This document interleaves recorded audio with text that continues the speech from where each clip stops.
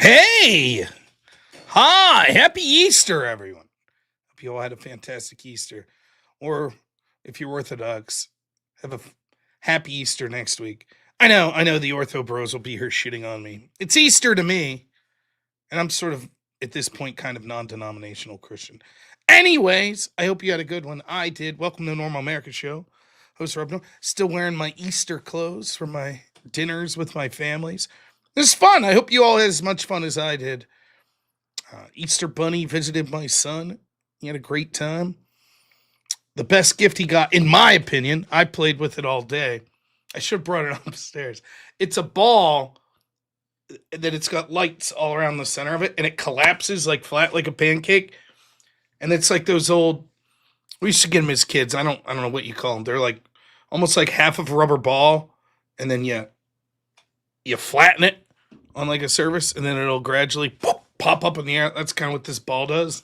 I thought it was cool as shit. My son was like, "Eh." I was playing with it all day. I'm like, "Whoa, look at that!" It bounces back up. But yeah, it was a great Easter. My son had some fun finding some eggs yesterday and today, and it was a lot of fun. He's becoming more sociable at like family events and stuff. It used to be just like talk to grandma, grandpa, mom, and dad. Now he's talking up all the cousins and his aunts and uncles, and so a good time. He is obsessed with a new toy. Now, I don't know what it's like to be famous and have children. I'm hardly famous right now. Only 3 likes. Yeah, come on. That doesn't qualify me as famous. Although my name was mentioned on Joe Rogan's show. Just saying. That has happened. So, pretty much that puts me in the top echelon of, you know. But I always thought about this. Imagine that you're a basketball player or a professional wrestler or an actor, whatever, right? Just anyone that's famous, a musician. Do your kids like have a famous actor that's not you? Is there like, if you're Steph Curry's kids, is your kid's favorite basketball player like LeBron or something like that? So I get to experience a little of that.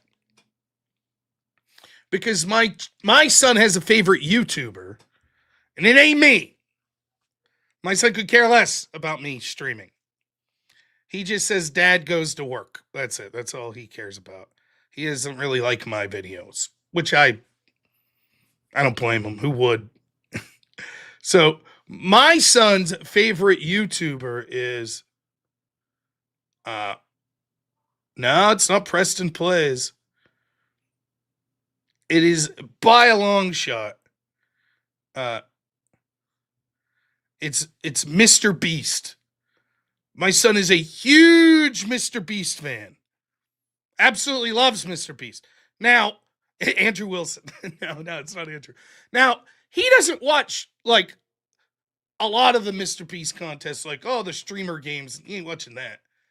But there'll be like stuff he'll watch that's like, oh, today we go to the biggest chocolate museum, and stuff like that.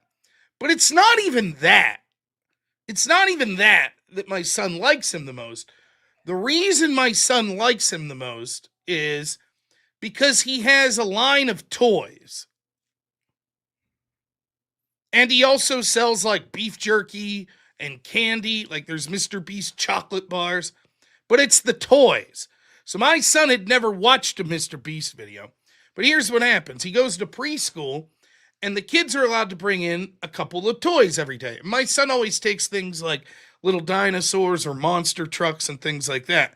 Well, the one kid brought in these MrBeast like action figures. And so all the kids loved these MrBeast toys. And so then it was, does MrBeast have videos? Can I watch MrBeast video? And so now he's really into MrBeast. And the particular toys he like, let's make sure I get the name of this right. It's called MrBeast Lab Hybrids, I believe is the name of these. Now, it's a theme. Last year around this time, his favorite toy were called Mix Smashers. And it was like, I think you could either get Marvel or Star Wars.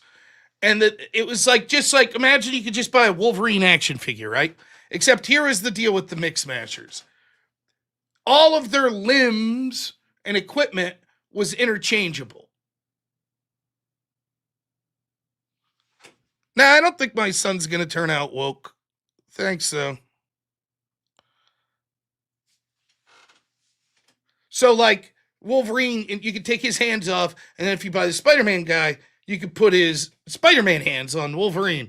And maybe you could have Wolverine's body with the Hulk's head, with Spider-Man's hands, and, like, Iceman's legs or something like that. Well, that's the way these MrBeast toys are. The lab mixers. So, like, he's got a guy that's a banana, and he's got like a cannon for an arm, and then he's got a guy that's like a tiger, and you could take the tiger's arms off and put them on the banana guy, and things of that nature. I used to have I have a story like this too, going back, but so that's what he's a big fan of.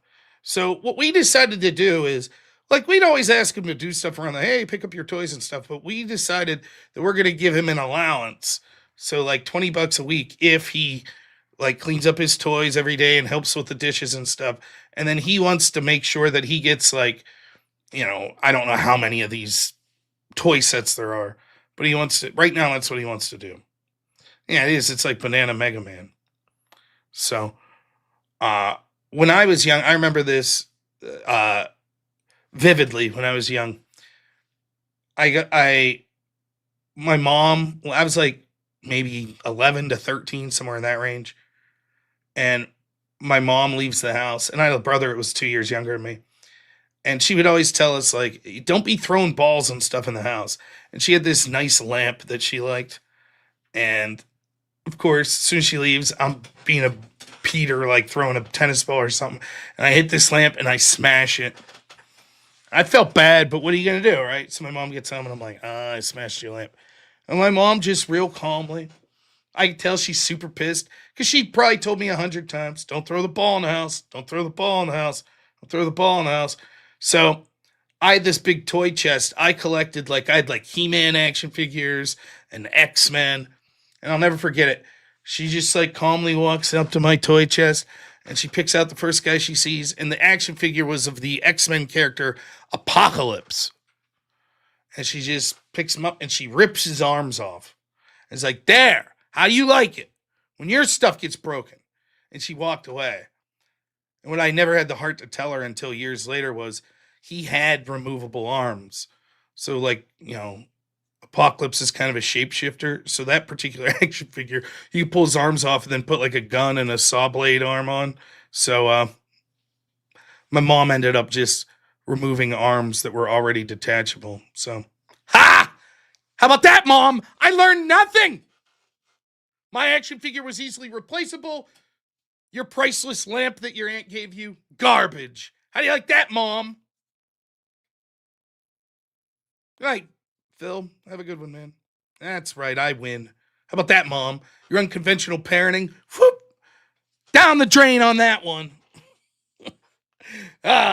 So anyways, yeah, that was my son. He really enjoyed these MrBeast lab mixers. And then the other thing he's really into is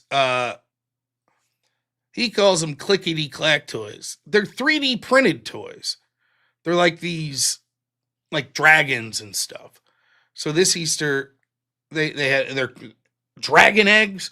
So like plastic eggs, except they're fancy looking. Then you open them up, and it's like I don't know if you've seen like the 3D printed stuff, but it's like little sections, and it's like a dragon or a dinosaur or something. So he was really into that. He got quite a few of those. He really likes them. He calls them clickety clack toys. So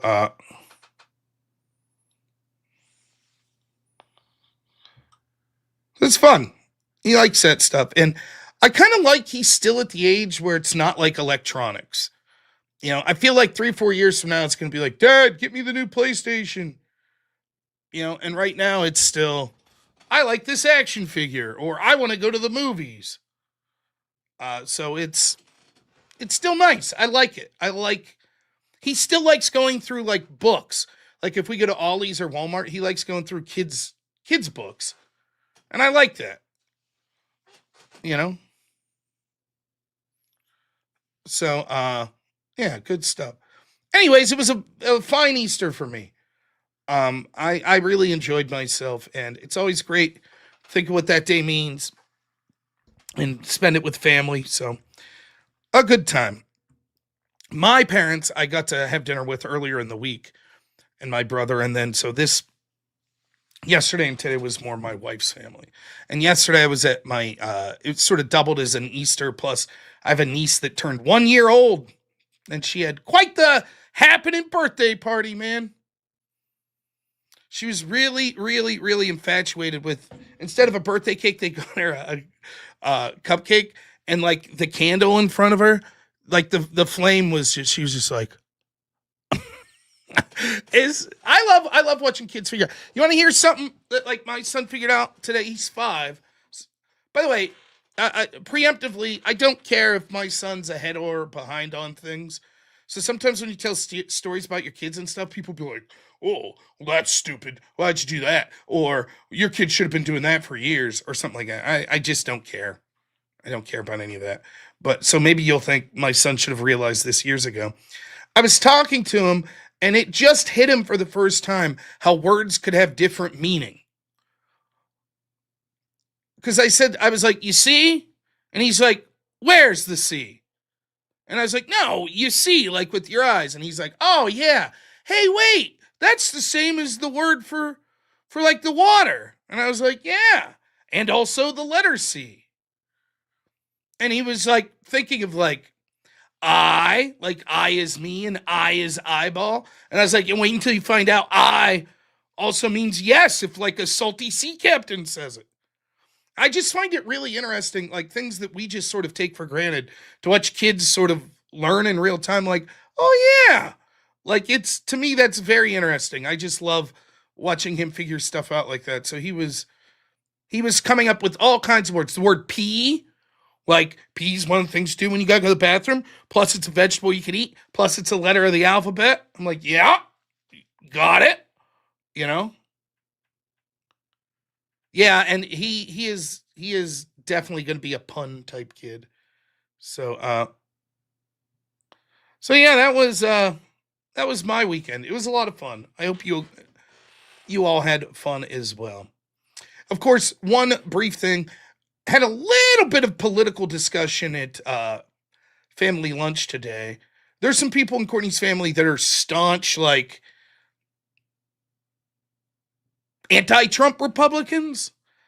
I formerly would have said like maybe Bush type Republicans, but I was interested to see what they thought about like the Iran attack, because I can see hating Bush or hating Trump, but then also being like, well, this is one good thing that he's done, right? Like if you're like a Lindsey Graham liker or a Mitt Romney fan or a Paul Ryan fan, but no, they very much despise Trump and hate this war.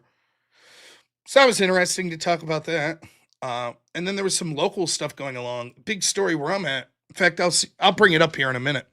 But again, the geographic area I'm sort of in, like within a 40-minute radius, made national news. We had a big ICE arrest getting those damn illegals.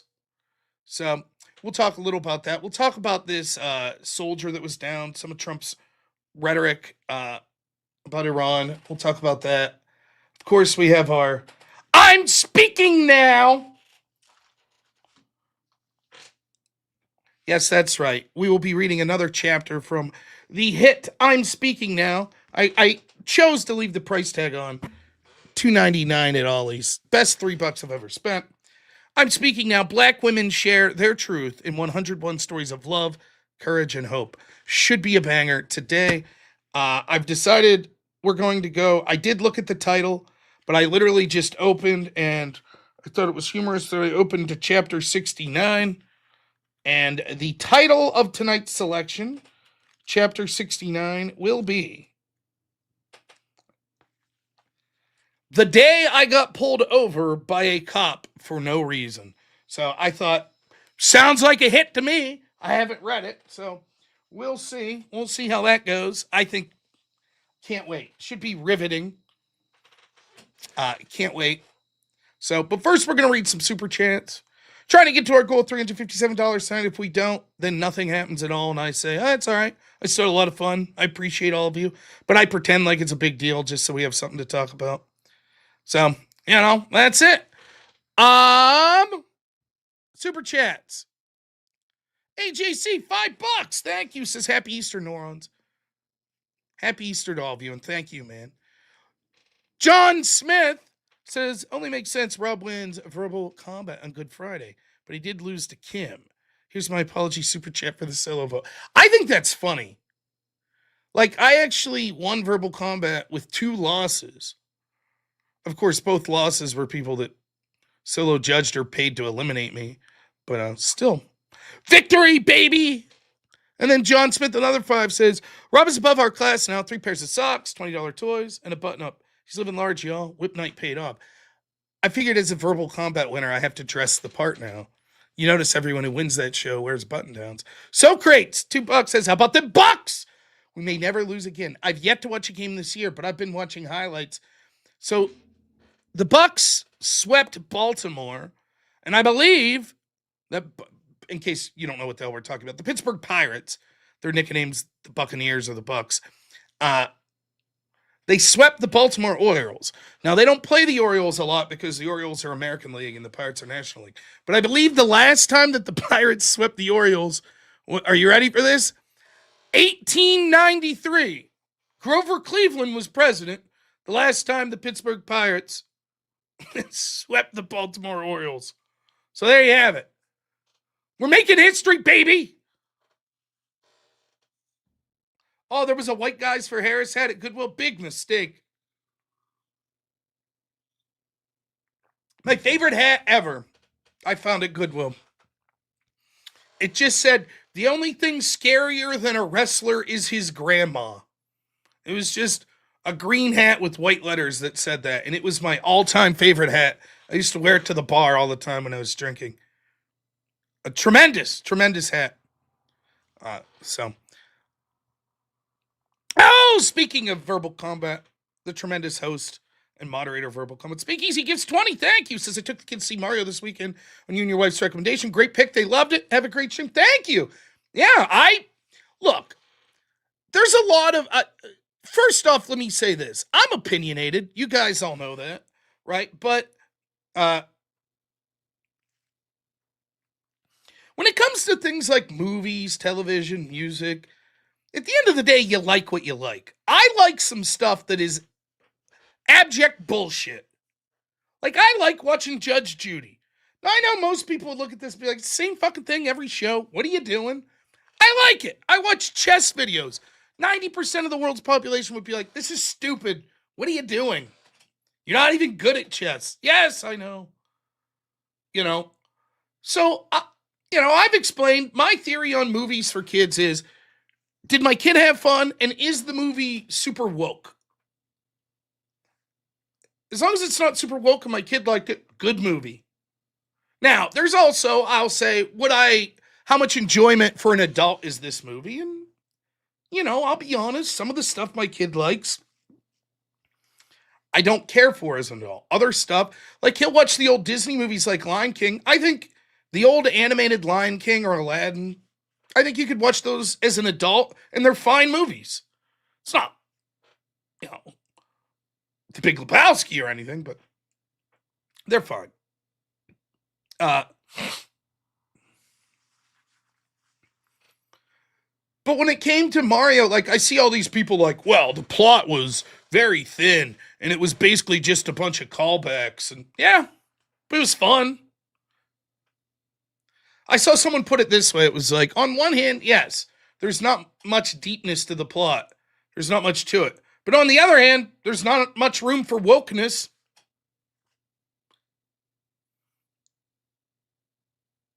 Windmill, man, what a dire, depressing person you are.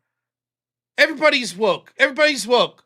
We know you hate Israel. Everyone's woke. Can't talk about anything. I'm like, hey, my kid likes these MrBeast toys. MrBeast is woke. Your kid's probably going to be woke. I watch Judge Judy. Judge Judy's woke. We get it. We get it. You're better than everyone. You're the one person that doesn't consume anything woke. You spend all your time just being super upset about Israel. We get it. Good for you. You sound like a very pleasant, happy person. You sound great. So, thanks so much for your support, though. We appreciate someone coming in to remind us that everything's controlled by Israel and everything's woke, and only you have somehow managed to escape the propaganda. Thanks so much. Anyways,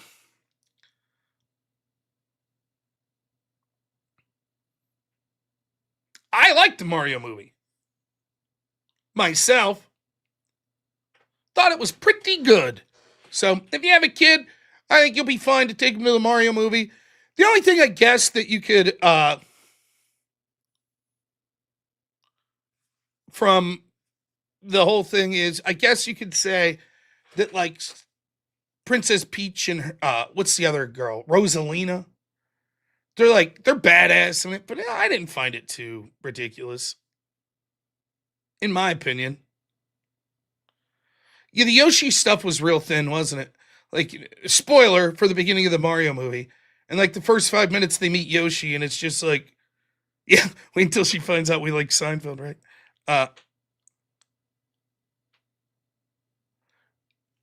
The first 5 minutes they meet Yoshi, and they almost make it a joke like, he's our friend now.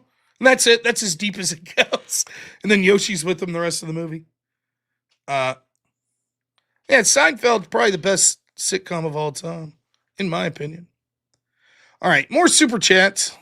Getting distracted. Baxter Boy, $5. Thank you, man. Thank you as always. AJ Noakes, $5, says he has risen. Happy Easter to you and your family. Extra dark chocolate day. Thank you so much. Absolutely. Great message. I got to cut back on the chocolate. I had more than my favorite is, I don't even know what I think they're called robin eggs, but they're just milk chocolate with like the candy shell. And then there's also the ones that's like malt with chocolate around it. It's like the Whoppers or whatever that are eggs. I had too many of those today. So I got to cut back, but it was definitely a good chocolate day. Chop chop.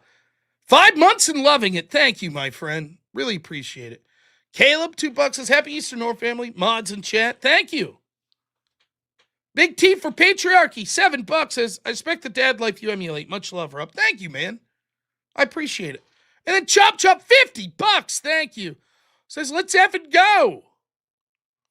Speakeasy, member for 5 months, says I recommend Go for anyone who hasn't seen it yet. I've not seen it. Thank you, Speakeasy. Thanks for the membership. And then Blasterbot, $5 says, considering I constantly rewatch the 90s Batman movies and love Mr. Freeze's ice puns, I lose all right to complain about kids' movies. Yeah, I mean, for me, I think an underrated movie for best puns ever is the Arnold Schwarzenegger Running Man, where all the villains he kills, he has like some pun. Where's Sub-Zero? I put him on ice. He chokes him to death. He's like, he was a real pain in the neck. Everyone, every single person he fights. This is great. If you like puns, check out the original Running Man movie. Good stuff. Also, one of my favorite movies ever. Where he's like, our favorite quotes ever, where at the beginning of the movie, he's trying to convince this lady to help him. She's like, why would I help you? And she's like, tied down to a weight bench, and he rips it off the floor with one hand. He goes, because I said, please. It's good. It's very good. Yeah, Leon Kennedy, some nice puns, yeah.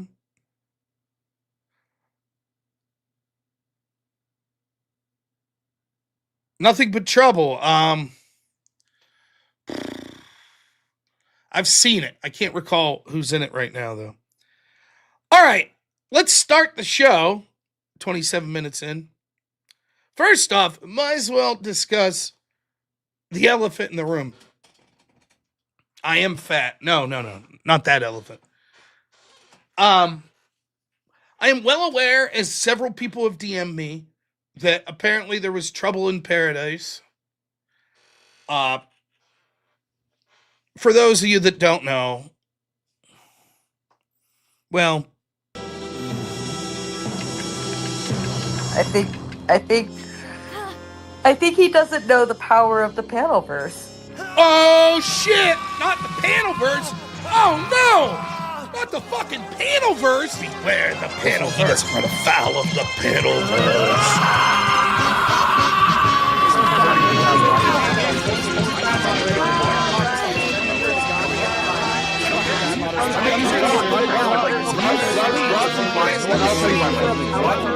Who could know the great Sarah Tomato? The power she wields, the power of the panelverse. So apparently Dusty and Sarah had some sort of feud, the nature of which is she booted Dusty down in a panel, and he didn't like that she was treating him unfairly and blah, blah, blah. Now, I'm limited in what I can say. As I'd mentioned previously, I am being sued for a minimum of $150,000 by Sarah. So, as this is ongoing, I will not be talking much about it. But seeing as how everyone was asking what my opinion was, and I watched a Cool Vic video and was chatting a little about it yesterday, I will just give you my opinion on this. I don't know or care. The one thing I'll say about all of this is, you'll notice through the whole thing, never once did I talk about Sarah's family. Never once did I talk about her past relationships. Never once did I talk about allegations of who she was having relationships with. Dusty, her friend, did not give her that same courtesy. So, who knows? Perhaps he'll find himself with a pending lawsuit. That's a possibility. I don't know. Perhaps they're all faking this. Perhaps they'll get over it the next day. Perhaps this is, more divisiveness within the panelverse. And I don't care. I just don't care. The only thing I'll say about it is all of this is the dumbest online drama ever. That's all it is. That's all it ever was. It's what I said it was from day one. You could think Rob's a shit. Look, I was on Speakeasy channel the other day. Got super frustrated. By the way, I blame Terriac for this, and I still do blame Terry. He's so fucking frustrating to debate. Like, not just me, just frustrating. But it's really not even his fault. It's your fault, the audience, because you keep donating money after a horse has been beaten to death on these debates. So it'll be like, okay, we gotta go 30 minutes, when in the first 30 seconds, it's like, right, that's the whole argument, debate over. So then, I guess both sides end up repeating themselves and talking over each other, etc., etc. And nonetheless, shit happens. Fuck me. Fuck Terriac. Fuck Speakeasy. Fuck Are We Not Men. Fuck EOD. Especially fuck EOD. Fuck Sarah. Fuck Dusty. But it's just online shit until it's not. Like, if you're doxing people or you're threatening people in real life, that's different. But none of that happened with me. To Sarah's credit, to Dusty's credit, none of that. None of that happened. At the point that we were having our little spat. They call me fat. They make insinuations, shit. That's okay. It's just online bullshit drama. Until it's not. Until you decide to get litigious. Okay. So, I think it shows a lot about, just how silly some of this online stuff is. I honestly do not give a shit. I never gave a shit.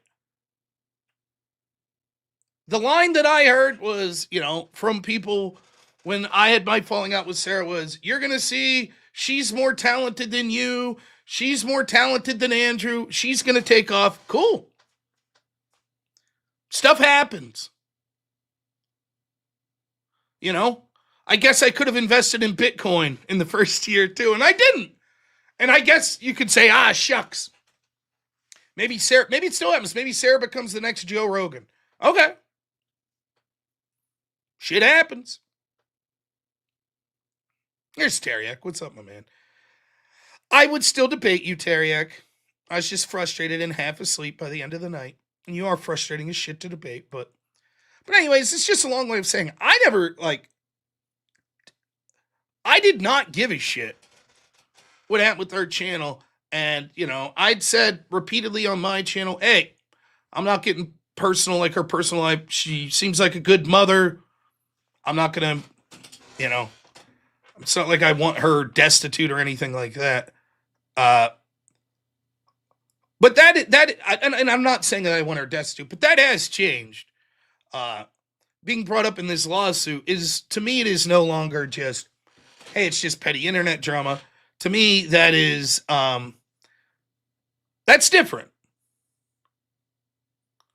And so, I'm not wishing her well. And if the behavior she exhibits is costing her friendships, perhaps she should take stock.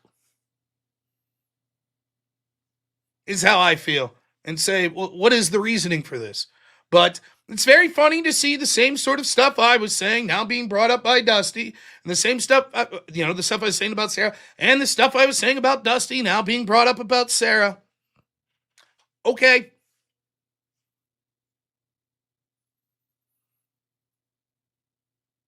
So, but that's it. I don't have much more to say about it than that. It's humorous. That's about it. And I had people say, well, maybe they're doing this to drum up support. I don't think so. I think Dusty was legitimately pissed off. And my feeling is Sarah was shocked by how pissed off Dusty was.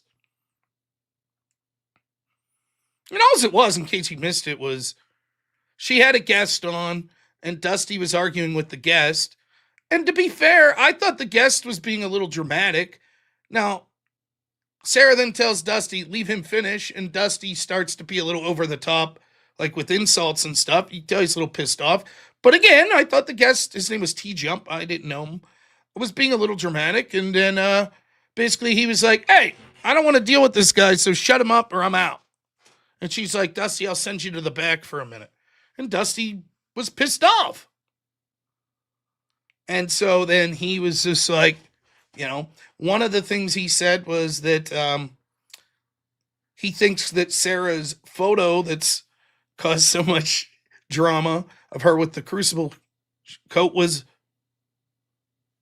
photoshopped or AI, that it wasn't really her. It was just her face on a different body. So I don't know. But couldn't happen to nicer people. So there you go. Show me your abs. Show me your guts, I heard him say. The only other thing I'll say, it was so funny because so many people from that Panelverse crew were like, whoa, well, eventually, Andrew, what are you going to do when Rob stabs you in the back? Or Rob, what are you going to do when Andrew stabs you in the back?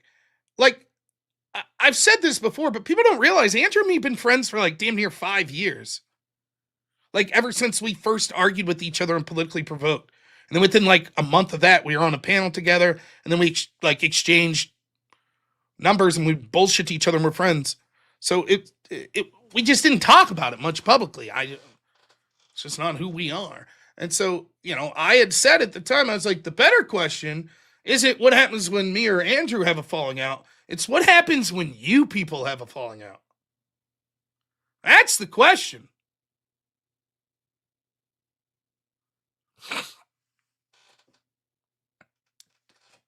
But they were confident that, no, okay.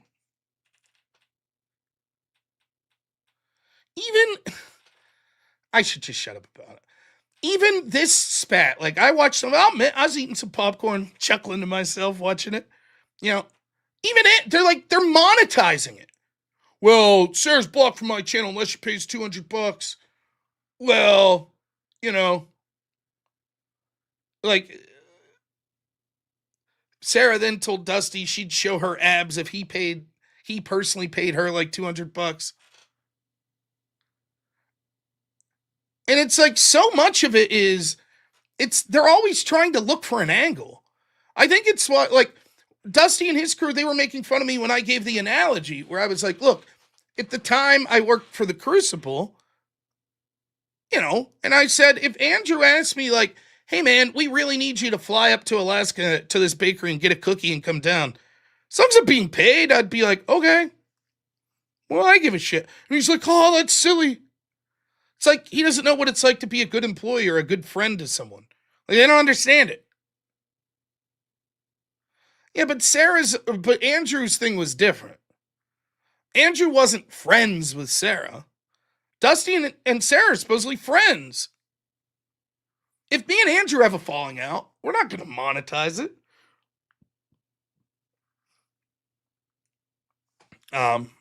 But hey, maybe they'll make up tomorrow. All right, fine, great.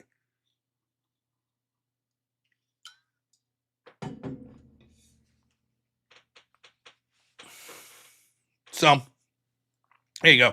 Any quick questions on this? Andrew could come on Normal America if he donates $200, right? But any quick questions anyone has, willing to discuss this briefly, and then we're going to move on. What's she suing me for? What is the case? I'm not sure I should say. It's a lawsuit. That's all I'll say. Does anyone know? I don't know what Andrew has said, so I'm not going to say anything unless. Has Dusty agreed to help my case with Sarah? No, I haven't heard from Dusty. He hasn't reached out. He came on one day on the chat and just said he's not being sued, unlike me. So, no, I won't be showing my belly to anyone for money. Nope. Yeah, so.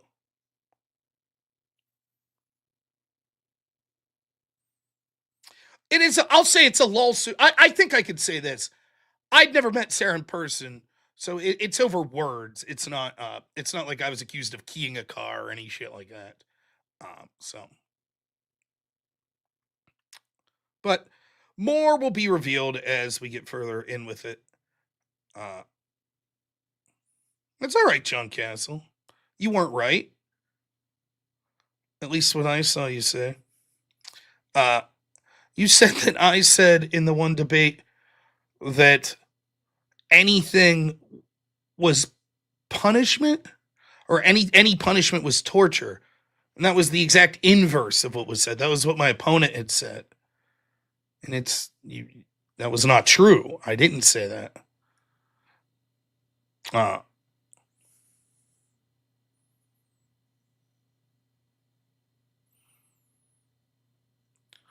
So, but yeah, as far as that drama stuff, for me, it was always a matter of this. I was sort of over it. And then they would keep bringing it up. Like, they would keep doing panels about me. They still do all the time. I don't give a shit. How many shits do I not give on this D and S thing, Dusty and Sarah thing? Not pretty much none. Only for my amusement to chuckle at watching them both criticize each other and say things that I said about both of them. I'll leave Andrew talk about what's going on with him, but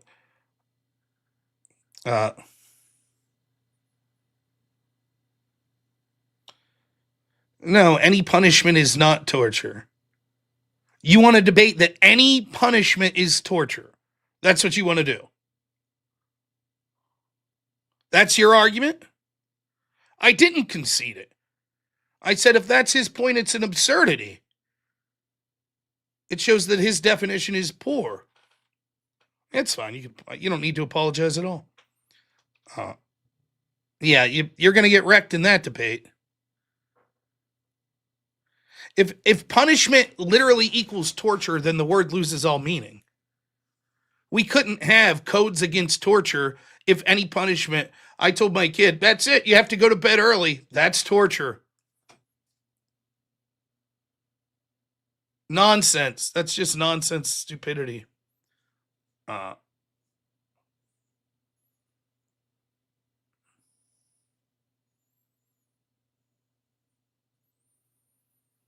Now, what did I miss? If I could debate anyone in history about any topic, who and what topic? Whoa, that's sort of a. It would depend on what you mean by it, right? Like, for example, if I could go back and debate Reagan on why the fucking amnesty deal was bad, and be like, "Look, dude, I'm from the future, fuckhead. They're gonna leave all these illegals in." Maybe I would do something like that. Um, but I don't know. People ask me that stuff. I like the hot dog sandwich debate too, especially when I got Avarice to eat a hot dog and then say I asked if he'd rather have a sandwich and he said no, thus implying that a hot dog is not a sandwich. I thought that was great. All right. Jabroni Big Time, $5. As I watched a bunch of toddlers run around my parents' yard looking for plastic eggs full of treats. Awesome day. Happy Easter. Yeah, it's nothing like watching kids have fun, man. Easter great. I always loved like the Easter egg hunt. We used to do like fish for fun. Did you ever do that? So maybe that's unique to my area of the world, where they'll have special fishing events for little kids, and just watching all these little kids with their bobbles out there getting super excited to catch a little bluegill or something. I always thought that was awesome. Love that. Mechanical Mike, thanks for the $5.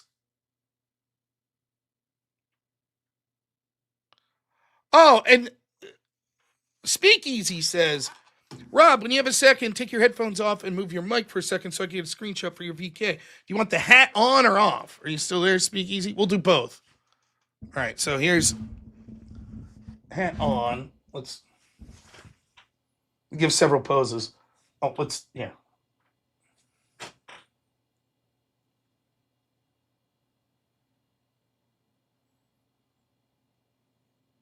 There we go. Hat off.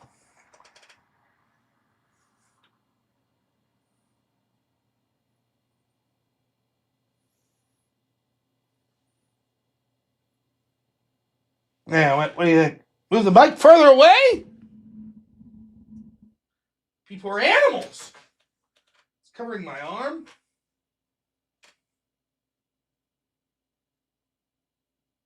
All right, I think that's good. Get the Shapiro hat. Fuck you. Do the winner's dance, my son. This is my son's dance he came up with. He calls it the winner's dance. No problem, Speakeasy. Give the middle finger to the lurkers. Right. Fuck you. It's starting to become a catchphrase, which is probably not good.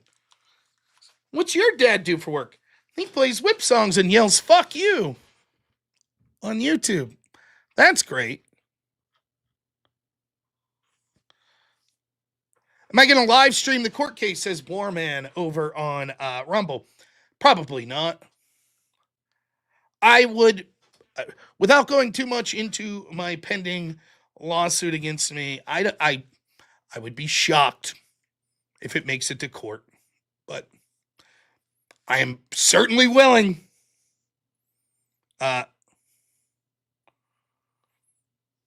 Well, woodworking guy, maybe that's something that'll happen.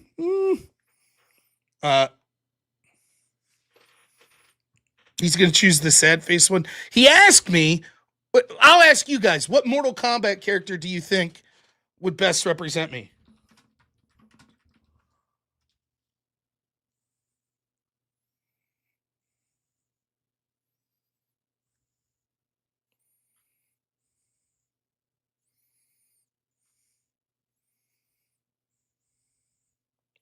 What do you think? Goro? Yeah, Avarice nails it. It's got to be Bo Raicho. Johnny Cage. Now he's a newer guy. Well, not that new.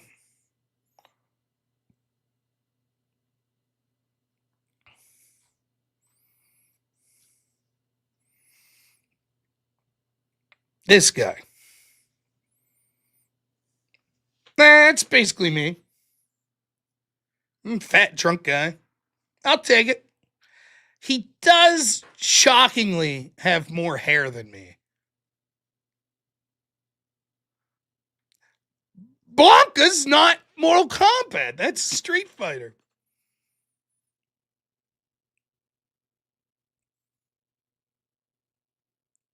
Yeah.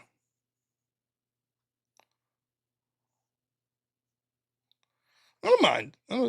I've no disillusions of how I look. You don't have to put me in Johnny Cage's body or anything. Blaster butt.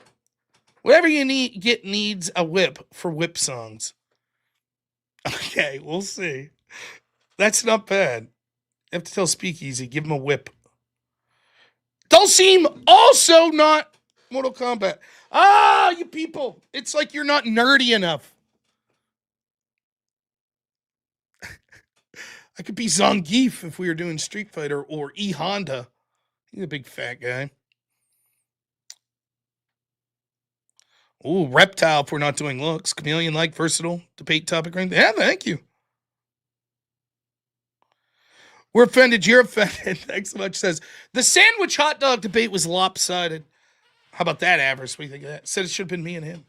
Vortome, $10 says, don't let Sarah get to you or the Crucible. It's clear at this point she's an ankle biter looking to take a chunk of your audience. Too bad your audience is generally smarter than she is.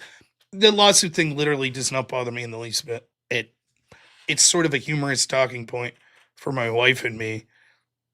Like, so much of my life is just how can I be slightly annoying to my wife? I'm like constantly pushing her to insanity.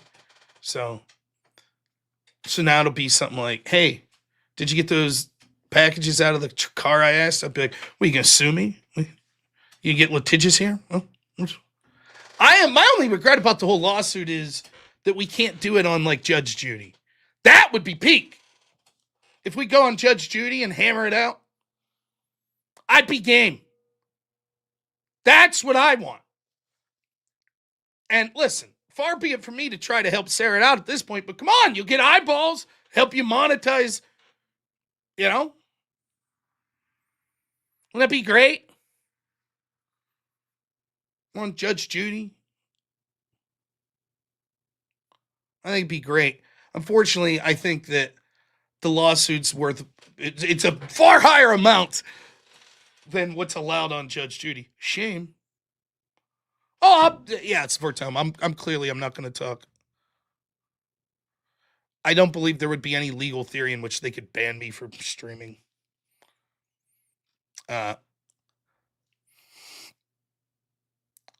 Real Rain, $2 says, what's your WrestleMania predictions?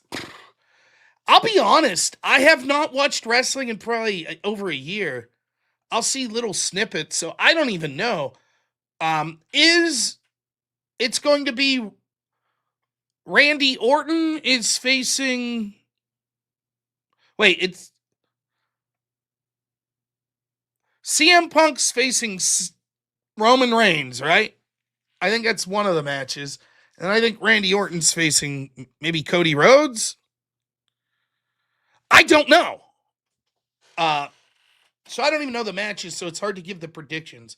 I predict it'll suck. It seems to me like they've really dropped the ball.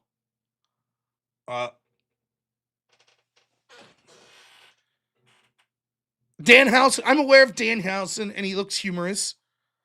But it's a real shame because I hadn't watched wrestling for years, and then they put it on Netflix, right?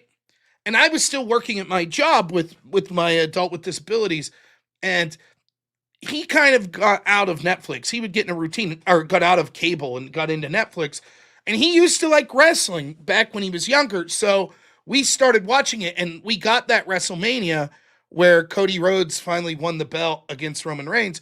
And I'll be honest, I thought that was like an exciting match build up, and the storyline was neat. And then it seemed to go downhill from there. But I'm not a big connoisseur. I watched, my height of my wrestling watching was probably 2002. Would have been like the last year that I watched it seriously. But when I was in high school, like 98, 99, I was watching wrestling every Monday night, you know? But yeah, Danhausen's bit looks pretty funny, where he's like cursing people. Pretty funny. Blaster Butt, $10 says, oh yeah, we already did that one. Thank you. And then Marcellery, $5 says, I played my husband the original whip song this morning.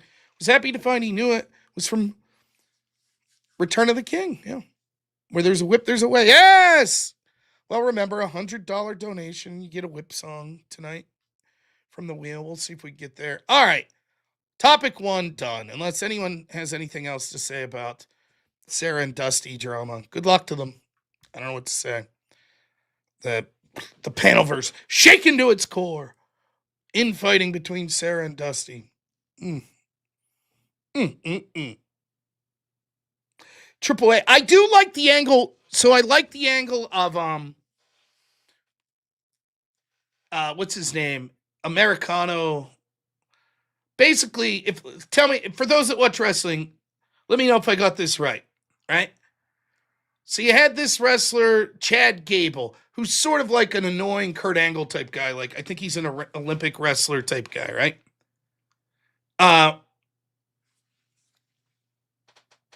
And he keeps losing to the luchas, the Mexican wrestlers in the masks. So he's like, I'm going to go train. And then this character, what's his name? Americano Grande or El Grande Americano or something like that. And it's clearly just this guy in a mask. Yeah, Grande Americano. Right? And then, I don't know what happened, if the angle was that he got hurt or that it was one of the, well, that can't be me because I'm right here and there's that wrestler. But whatever it was, there was this other guy who's German. And I forget what the name of that wrestler was, but he was like a German guy who was like a heel. He was a bad guy. And he found himself in the position where he's losing like every match, this German guy. So they just put him under the mask like it was the same guy, basically. Yeah, okay, this Chad Gable guy got hurt. And now he's like the biggest wrestler in Mexico because he played it like I love Mexico. And they played it like, oh, he's wrestled for decades in Mexico, right? And he just leaned into the role and he like knows Spanish. And now he's winning all these awards wrestling in these Mexican promos because his whole, Ludwig Kaiser, yeah.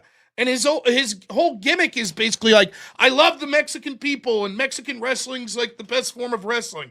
So imagine you're a Mexican wrestling fan and here's this German pretending to be American, pretending to be Mexican, who's telling everybody that Mexican wrestling's the best. So they're like, yeah! So pretty funny, but it's like the only wrestling story right now that's feel good. That guy was like a perennial loser and was just stuck in this gimmick where he was never going to be anything. And now all of a sudden he's like, at least in Mexico, he's, So that I need, well, there you go. Now, back in the day, the original Ice storyline was JBL, John Bradshaw Layfield, right? He was a get him out, get the Mexicans out guy. This is great. Everybody thought he was a bad guy. He was the good guy. JBL was the good guy. Going on Fox News, giving stock tips.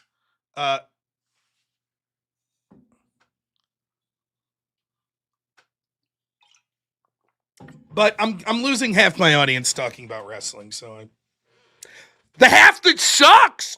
Oh, how do you like that? All right, before we get done speaking now, 2 stories. First, a local story. It's a heartwarming story. I think you guys are going to like it. Where is this? Thank you to my good friend Carlos for sending me this. Somewhere. Oh, shit. Did he send it via phone? Okay, I'm going to have to look up the story then.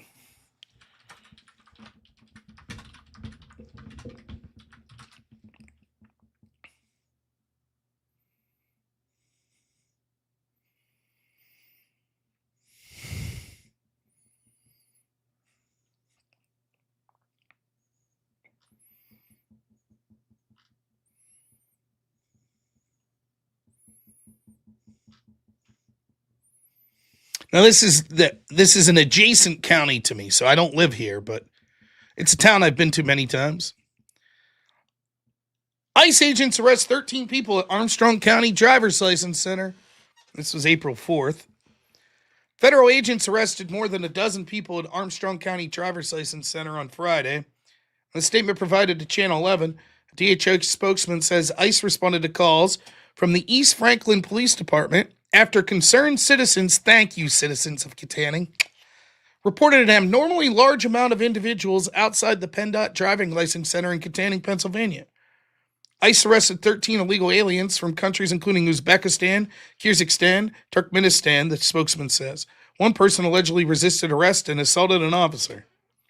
Residents thanked ICE for investigating their concerns and responding to their calls, the spokesman said, adding the incident's under investigation. Channel 11 reached out to PennDOT regarding the incident and was provided from this statement. The West Katanning Driver's License Center was processing medical form updates for current holders of non-domiciled commercial learner's permit or driver's license holders, which resulted in a large number of customers at West Katanning today. PennDOT follows all state and federal laws and issues driver's license to lawfully present individuals. Pennsylvania uses a systematic alien verification for entitlements, or SAVE, database to verify legal presence for all non-domiciled commercial learning permit or driver's license applicant. That federal system confirms immigration status in real time.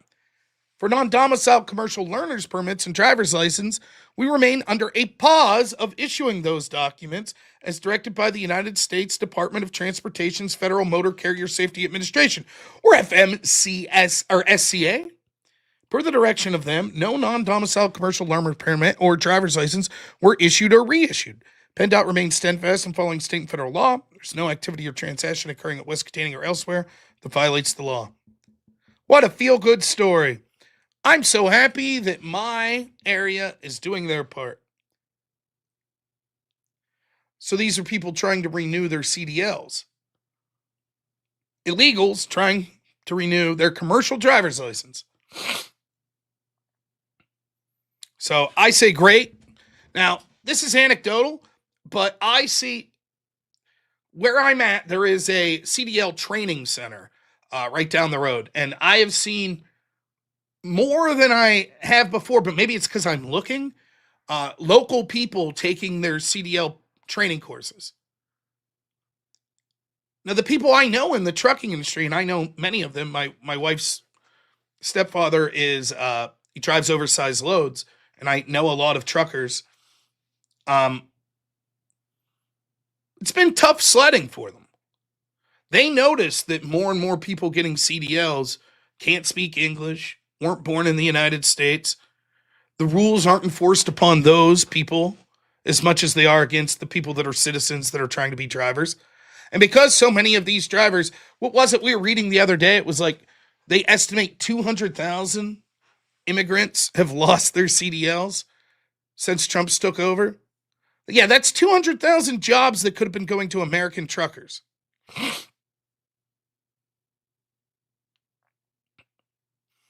And so I think younger people, if you're out there, it's definitely a career to consider. And it looks like there's going to be some nice job openings. So there you go. That's something, it's always been, trucking's a difficult job. My hat goes off to the people in the trucking industry. I see lobsters in here. People that are delivery drivers, that are over-the-road truckers, that are oversized loads, all of that. It's tough work. It really is. And a lot of that, like over-the-road trucking, for example, that could keep you away from your family at long hours. But if you're young, you're not married, you don't have kids yet, like you're in your early 20s, they've set up a system that's so difficult, in large part because of all of these immigrant drivers. So if you're a young guy and you're trying to get into the trucking industry, everywhere you go demands like 4 years experience. But where are you going to get that experience if no one will hire you? And so the hope is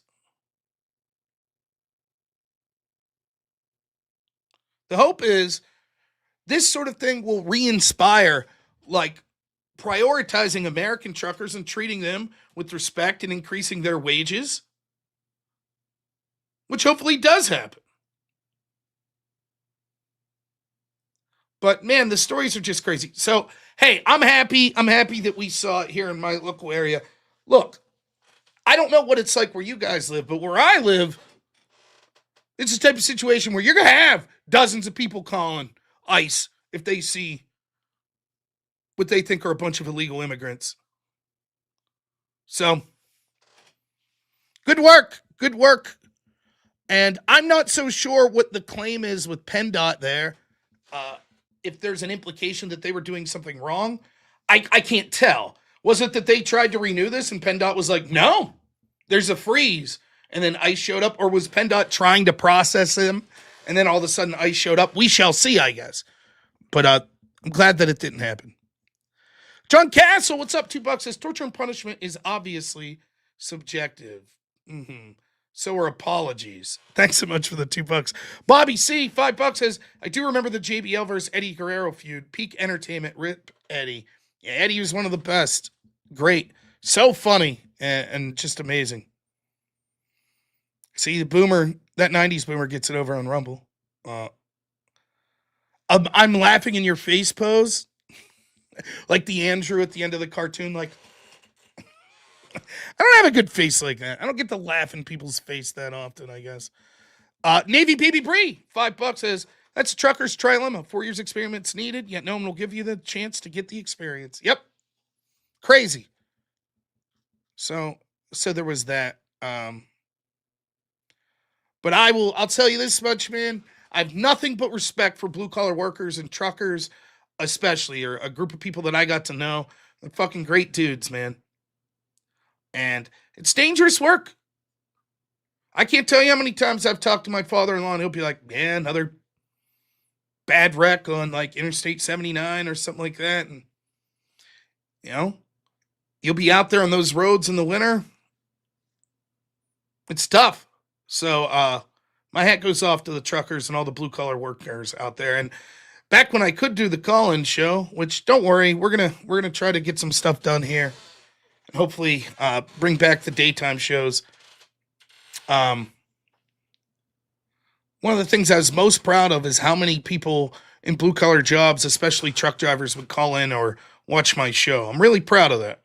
Because for me, that was sort of the idea of starting my show in the first place. The biggest reason I started, probably the second, if I'm honest, second biggest reason, back in like 2018 or whatever it was, the biggest reason was because I'm a loudmouth and my wife got tired of me ranting about politics to her. So she's like, go online and rant to other people. Okay. So that was the biggest reason. But I also felt that there's not a lot of people that try to look at things in perspective of like rural Americans and blue collar workers. And so I thought, well, I'm a pretty good speaker and I was a pretty good debater. So maybe I could argue from that perspective. And so I'm honored that at least some people in those fields watch me. So,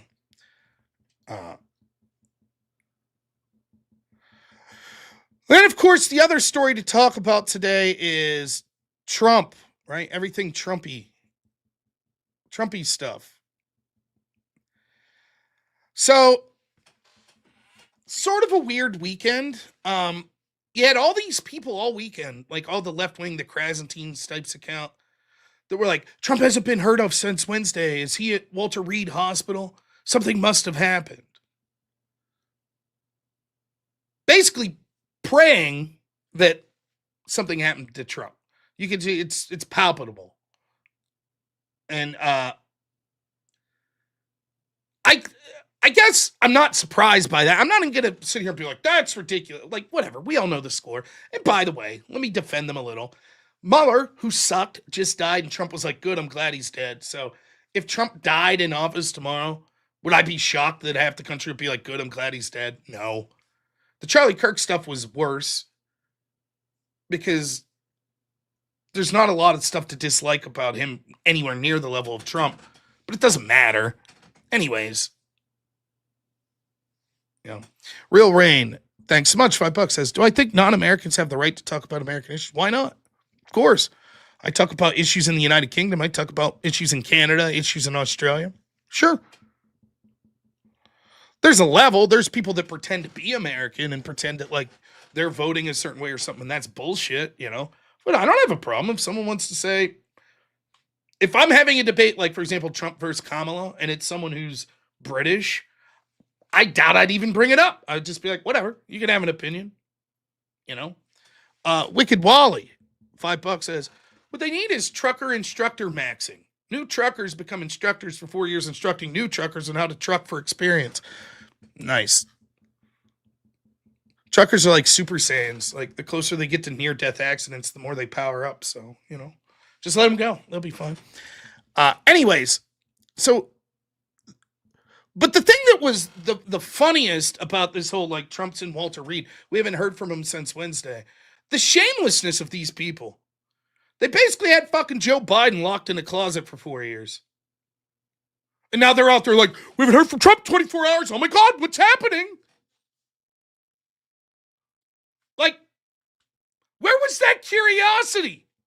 When they were handing out little cards to the media to tell them what questions they had to ask Biden. When Biden's being led by the hand by the Easter Bunny to get back to his home. Where were all these people? Trump doesn't issue a statement for 3 days and they're like, which by the way proves their whole bullshit wrong about like, oh, Trump, he's slowing down. Like technically, yes, I'm slowing down. I'm 41, But the guy's still, like him or hate him, the most vocal, transparent, as far as accessible president probably in our lifetime. The guy never shuts up. Many times to his detriment. He's always fucking putting a post out, and you can tell it's him. It's not his team like everyone else that posts. Or he's impromptu taking questions from the press, or he's doing interviews. I bitch about it all the time. Why are you talking to all these fucking mainstream media people? So it's hilarious. It's hilarious to be like, oh my gosh, we haven't heard from him in 3 days. It's like, you guys didn't say shit when the guy you supported for the last term, the last administration, was a human vegetable. Alex Jones Jr., please stop with the compliments already. So fuck all those people. And then the tragic story. Now, here's the thing.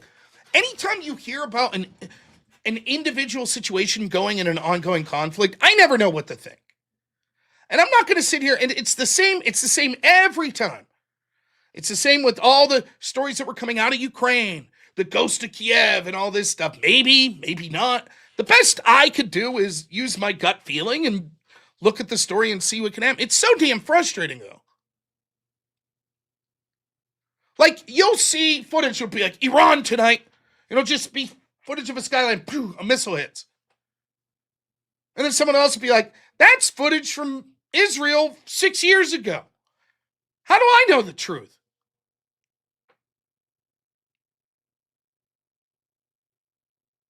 I don't know. So you'll hear these stories about these individual situations, and it's like, you don't know what to think about it. So the story breaks that a U.S. plane was shot down over Iran, and that the pilot was MIA. Now, it seems that everyone agrees that was true. Am I wrong about that? I don't think there's any discrepancy. Maybe there's conspiracies. But the mainstream narratives at this point from the pro-Iranian side and the pro-U.S. side both agree that there was a U.S. plane shot down, at least one. I think there were two.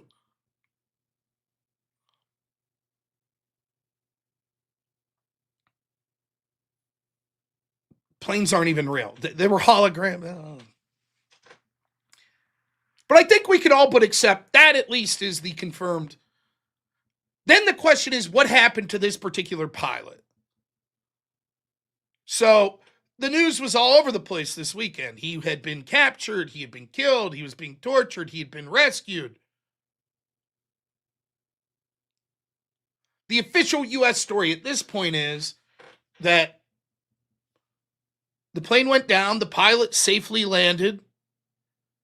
Had basically hit out, lit an emergency beacon, and was saved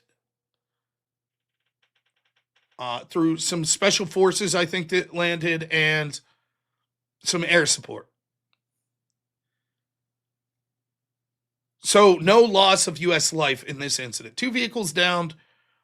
One came back, the other down in enemy territory, and then later rescued. No casualties in the mission for the rescue. I've heard people claim on X that seem to be pro-Iranian accounts that that's bullshit, that they killed U.S. soldiers, etc., etc.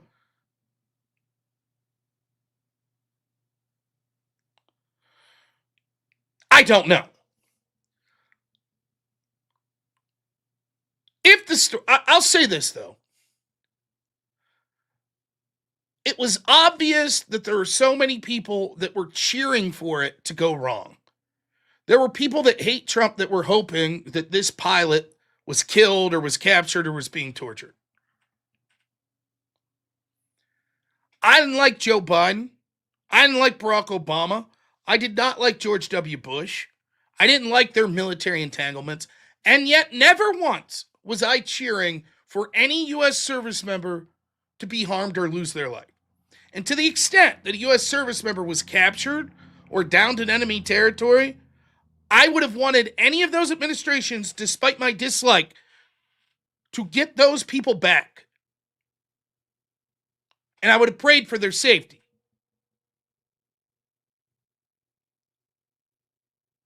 Now, I'm not going to sit here and say Trump's genius. He was involved in the planning to get these people back, to get this pilot back, if the story's even true. I'm not going to say that. I will give Trump credit on the Venezuela Maduro thing. And again, it's not that I think Trump drew up the plans. I think Trump put people in charge that executed that very well. This situation, I don't know. My assumption is when it comes to these sorts of quick fire, special forces missions like this, there's probably very little input from like politicians. Trump probably just was like, yes, do what you can to rescue him. That's probably the extent. And to be fair, I'm not a Joe Biden fan. I would give the benefit of the doubt that Biden probably would have said, yes, go rescue them. So I'm not giving any credit to Trump for we rescued this guy. That's not anything I'm interested in doing. Very little input, not output. How about that? Yeah, output. Trump himself was over there. I think it's, if the story is as true, maybe Biden's handlers would have said no. I don't know.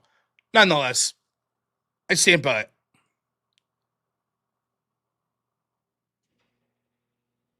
Biden's people would have taken care of it. He'd been like, chocolate chip? Mr. Biden, we need to go over to Iran. Nah, they have some of the best chocolate chip ice. Chocolate chip? Yeah, let's go. No.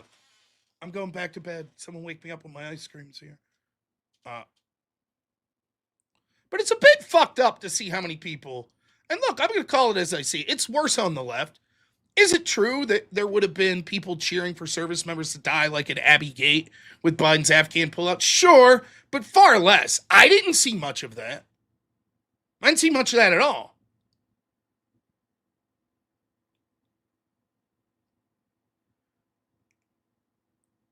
Maybe I'm wrong. Maybe I'm biased, but I didn't see much of that. And I certainly wasn't. In fact, if you remember, I was happy that Biden was pulling out of Afghanistan. I just thought the way he did it was a disaster. But if he would have closed Bagram Air Base, pulled out, there would have been no problems whatsoever. I would have said, okay, good. I wanted it to be a success because as someone who's less interventionist, I wanted to say, see, we pulled out, it worked. I wish that the Afghan military forces would have kept the Taliban at bay and had a peaceful trip. That would have been good for me. So I wasn't happy to say this was a fucking disaster. For someone who doesn't like this expansive military procedures, I'd be more than happy to see us pulling back and it work well.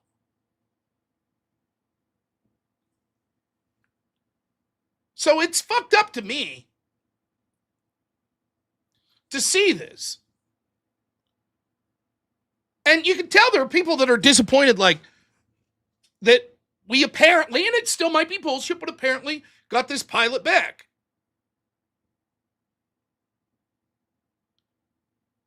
You can see there are people that are upset about it, and fuck them.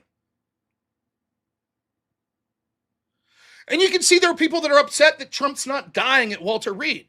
Look, I didn't like Biden at all. I said it over and over. I think Biden's despicable for many reasons. And he was a human vegetable in office. And I said, I wish the man would retire or be removed from office and spend time with his grandkids.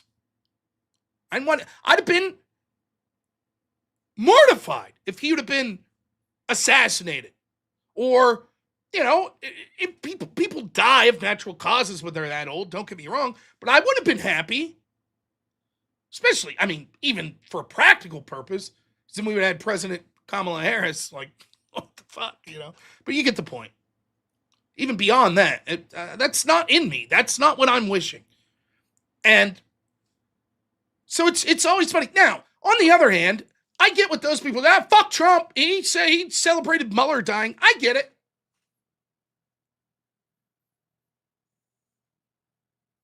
Yeah, well, consumer. Yeah. You get what I'm saying, though. I mean, Biden wouldn't even acknowledge one of his granddaughters, if you remember.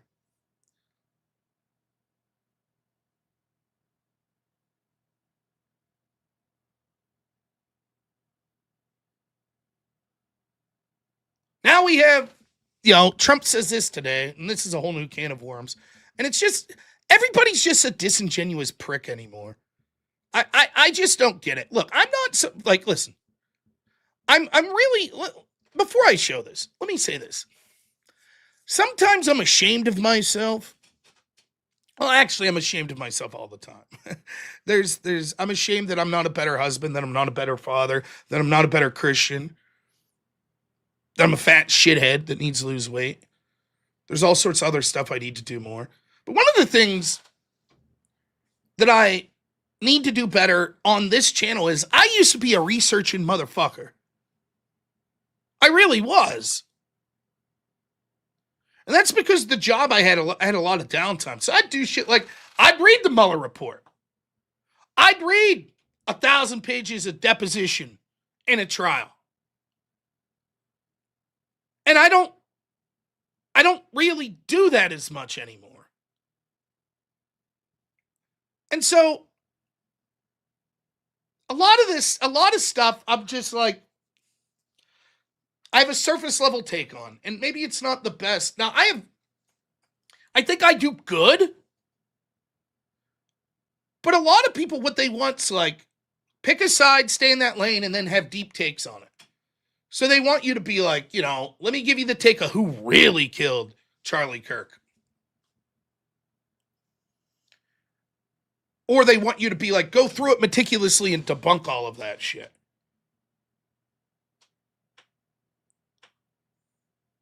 Yeah, it shows. I will say I'm one of the only people that will admit it. I'm sure Detect Priest is doing hyper research. And if he would start a channel, it would blow you all away. I'm just kidding, Detect Priest.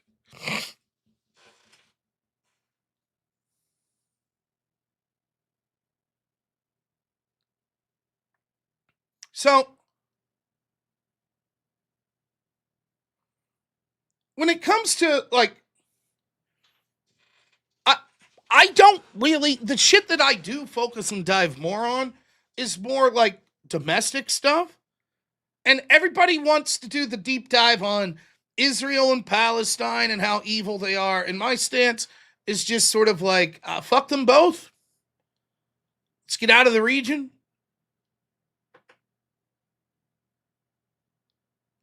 That's sort of been my stance on it. But I am going to commit to doing more research on stuff. Once I get my new computer, we're going to start doing some more research streams, things of that nature.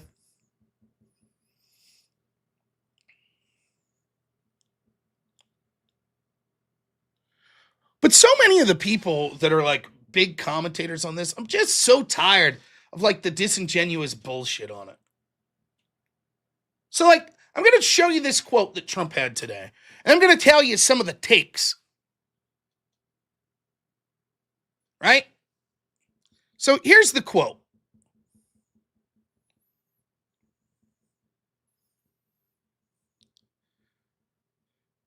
Tuesday will be Power Plant Day and Bridge Day, all wrapped up in one in Iran. There will be nothing like it. Open the fucking strait, you crazy bastards, or you'll be living in hell. Just watch. Praise be to Allah. President Donald J. Trump at 8:03 this morning. He's up early on Easter Sunday. Now, even me, that watches how fucking stupid some of this commentary is, I was shocked at the first thing I saw that people were complaining about this. Shocked. And the first thing was watching lefties who don't give a shit about Christianity saying, can you believe Trump said praise be to Allah on Easter? Can you believe that?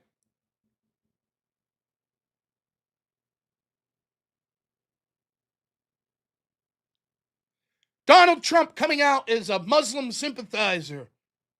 Praise be to Allah, he said on Easter. What a dog shit take. Are you kidding me? I thought for sure. Yeah, Jay Stutter, that's the first thing I'm talking about. Yeah, what would you like to talk about, Jay Stutter? Let's take a break and yell at people in the chat. Go ahead, Jay. What do you want to talk about? Go ahead. You're the man. You have my attention now. Never mind the show I was about to do where I was going to talk about this message and all the things about it. Forget that. You have something to say. Clearly, you're questioning why that's what I'm talking about. Go ahead, sir. Where's your channel? How did you cover this? What was the first thing you talked about in your show today covering it? Please, by all means, Jade Stutter, don't stutter, motherfucker. You have the floor. Let's hear what you want to talk about. Go ahead.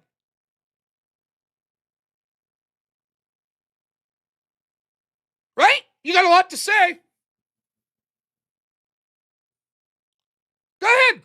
The floor's yours. Today, Junior.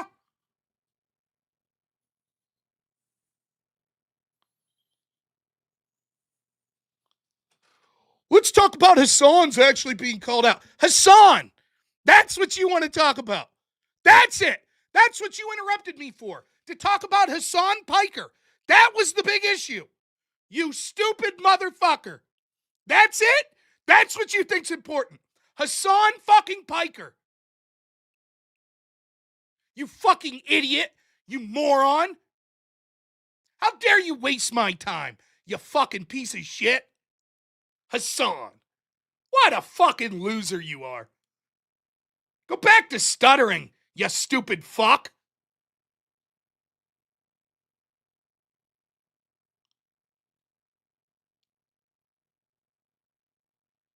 How about you just let me cover what I was going to cover? I promise I was going to talk more. I wasn't going to talk about Hassan, I'll tell you that. I was going to talk about more in this quote. I was just saying the first thing that I saw today that I thought was shocking.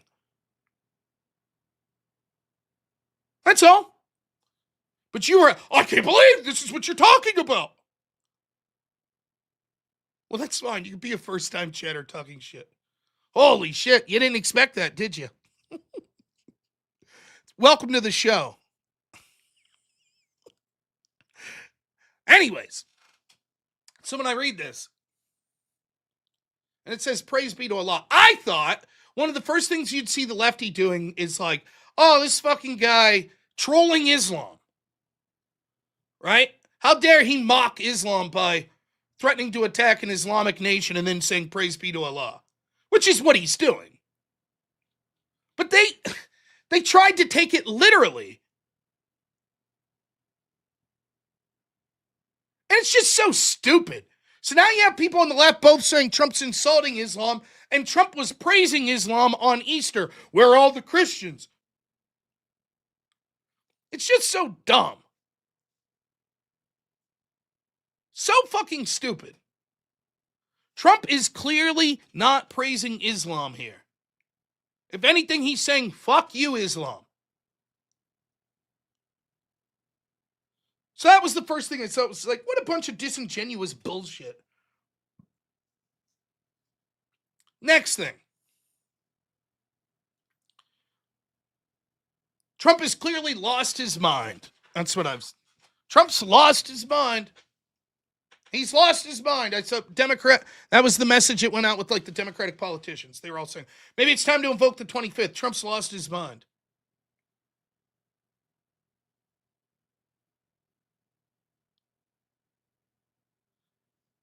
I mean, my take on that is, I think the initial attack would be a better argument for Trump lost his mind than his what. Like, Trump says shit like this all the time. Like, this isn't really that out of character for Trump. You might hate it. That's fine. But I mean, the problem is when you hyperventilate at they said the same. Oh, Trump quoted Napoleon. Those who tries to save his country has broken no law. He's lost his mind. Invoke the 25th. The problem is when you say that about everything he says, it loses its veracity. If Trump was the kind of guy that was normally soft-spoken, and then all of a sudden this comes out of nowhere, like if you saw Ron Paul type this, I'd probably be like, Ron Paul's lost his fucking mind. But this is Trump.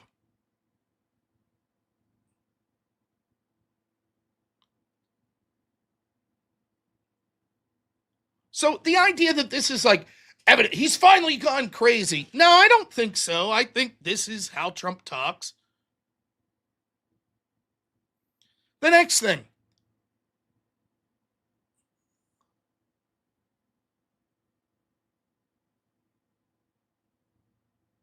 My argument's not that you can't recognize disrespect when you're not in the disrespected group. I don't say that at all.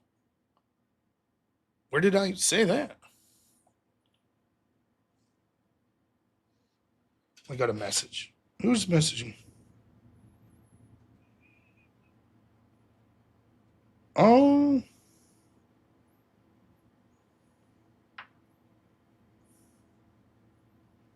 My buddy Jake Rattlesnake.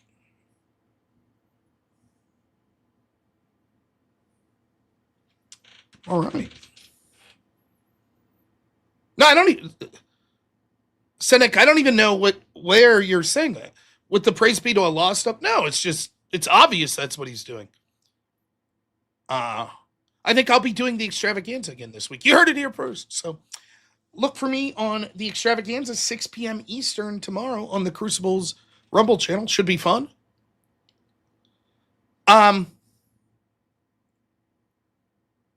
Is this a war crime? Well, I don't give a shit about international law at all. International law is a joke. International law exists so that the countries in power can be hypocrites and claim when they do something it's okay, and when other countries do it, it's bad. It's a joke. It's just more politicking. As far as U.S. law, look, the idea of attacking civilian infrastructure and stuff like that, it's complicated. Now, let me start by saying, I don't like this. I don't like the Iran attack. I don't. But here's something I never understand. There is this, like, naive view of warfare that makes no sense to me. Like, it's like these, like, I understand it to some level. Don't torture people. Certain weapons we're not going to use, like mustard gas, shit like that. Got it. That sort of makes sense. But, like, go back to, like, the Ukraine-Russia conflict. Like, even take the United States out of it. It's like, there's certain things that's like, well, you know, if Russia does this, then Ukraine would do that. They would, like, they'd roll up their sleeves more. And it's like, motherfucker, if I'm Ukrainian, they're trying to wipe me out. I'm going to do whatever the fuck I can. Are you kidding me? Like, I fucking despise, I absolutely despise these videos you see of, like, the drones killing people, whether it was all over the Russia-Ukraine conflict. It's disgusting. It would be Russians getting killed or Ukrainians getting killed. It didn't matter to me. It's horrible. Watching these people plead for their lives, and then the drone kills them. And people be like, you know, can you believe that Ukrainian did that? Yeah, I could believe it. I can. I absolutely could believe it. If it was me and a country invaded and I'm fighting for my little town here, yeah, I'd probably be doing some fucked up shit. Sorry. I'm not going to go intentionally kill women and children and shit like that. But as far as their soldiers, fuck them. I don't know. Am I a monster? I don't know. I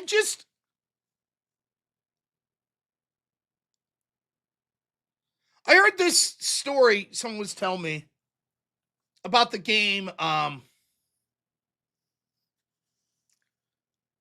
Ghost of something. It's like a samurai game. The original one. Ghost of something. Does anyone know what I'm talking about? What a weak take. What, do you want me to talk about Hassan?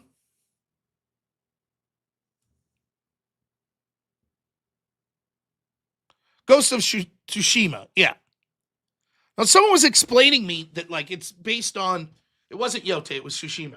It was based on, like a real historical event. Now, this might be bullshit, but this is what I was told. That it was like Genghis Khan or one of the Khans or something decided that they were going to invade Japan. And so this island of Tsushima they were going to go into. All right, man. Hey, Jay, thanks so much, man. You're right. I apologize. I'm not covering relevant shit like Hassan Piker. We'll help you on your way, man. Let us know how Hassan's doing. See you. Anyways, the idea was that they were going to invade this island of Tsushima. Yeah, the Mongols, right? But there was like a bad hurricane or something. And so they lost like huge amounts of ships. So they regroup, build, the next 20, 30 years, get another naval, right? Bunch of ships together, their navy build up. And then the same thing happens again, like against all probability. And so then, like, finally, they try again, except this time they send, like, smaller forces because they don't want their whole navy to get wiped out, right? Now, this is the part that's relevant. Apparently, like, the samurai, or the people of Tsushima, they sort of have a code. And they, like, line up, and the Mongols line up, and they're like, why don't we settle this with, like, our greatest warriors? We'll fight each other. And so the Mongols are like, okay. And this is what I was told, that the Tsushima guys send out, like, their samurai or whatever, their champion. Or Tsushima, yeah. They send out their champion. And the Mongol guy basically just throws something flammable on him and lights him on fire. And the Tsushima people were like, wait a minute, you can't do that. That's, like, against our code. And they're like, yeah, we don't give a fuck. We don't care. We're gonna wipe you motherfuckers out. Now, I don't know, did that happen in the game, or is that real? I don't know. But I do know shits like this has happened. Like, a lot.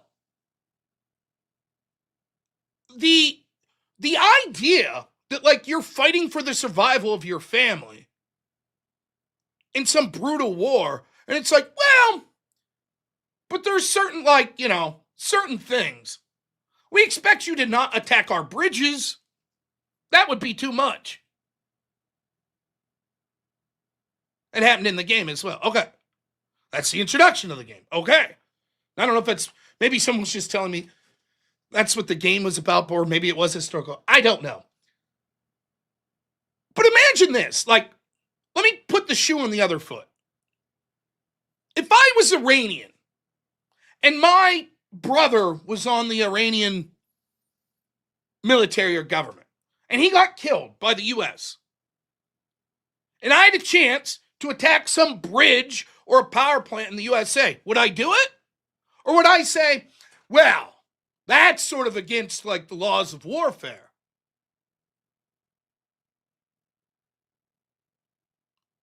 I'd do whatever I thought was possible to cause the most damage to help my side win. Probably.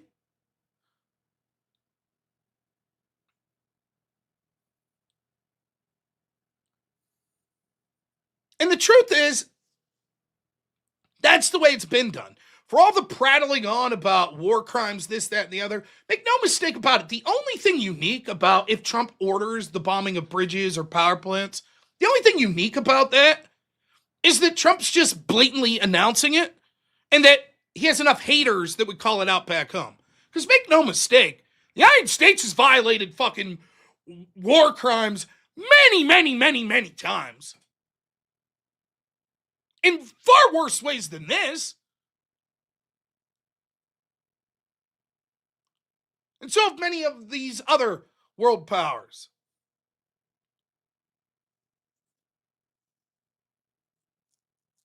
So the idea that it's like, well, if Trump bombs a power plant, that's it. That's a war crime. That's too far.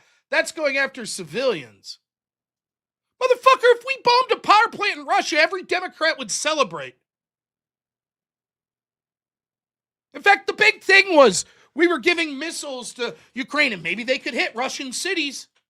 Wasn't that the big thing? And all the Democrats celebrated. And I was like, I don't know, man.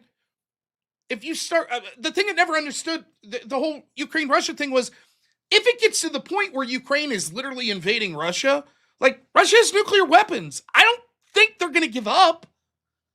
You'll have to convince their people to rise up against the government, because if Russia would decide we're going to fight to the last inch, why wouldn't they use those weapons? So for me, the problem is that the United States attacked Iran. That's what I don't like. The idea that it's like, oh, and now Trump suggested bombing a power plant. This is too far. I feel like you either already thought it was too far that Trump commenced with the bombing in the first place, or that this is like, okay. For me, I would find it a far bigger deal if Trump said, you know what, we're sending 50,000 troops in. That, to me, would be a far bigger deal.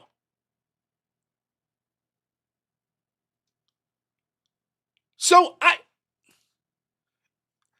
could see the outrage if Trump came out and was like, we're going to intentionally bomb, like, elementary schools now. Like, okay, but bridges and power plants. Well, it's a big war crime. It's like, yeah, I don't like it, but that's because I don't like the conflict in the first place. If I'm someone that thinks, well, Iran's fucking the largest state sponsor of terrorism and they were trying to bomb a nuclear bomb and they're going to rebuild their program and they're going to hold the streets of Hamas and they're going to kill Americans and they're going to kill allies, so fuck them. If I believe that, well, I'm not going to lose sleep over bombing power plants.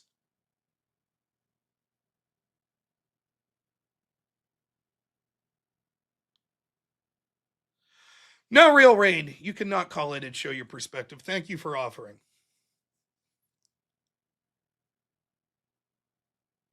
The idea that this is somehow like, oh my gosh, Trump's lost his mind. Oh, this is a war crime. It's like, whatever.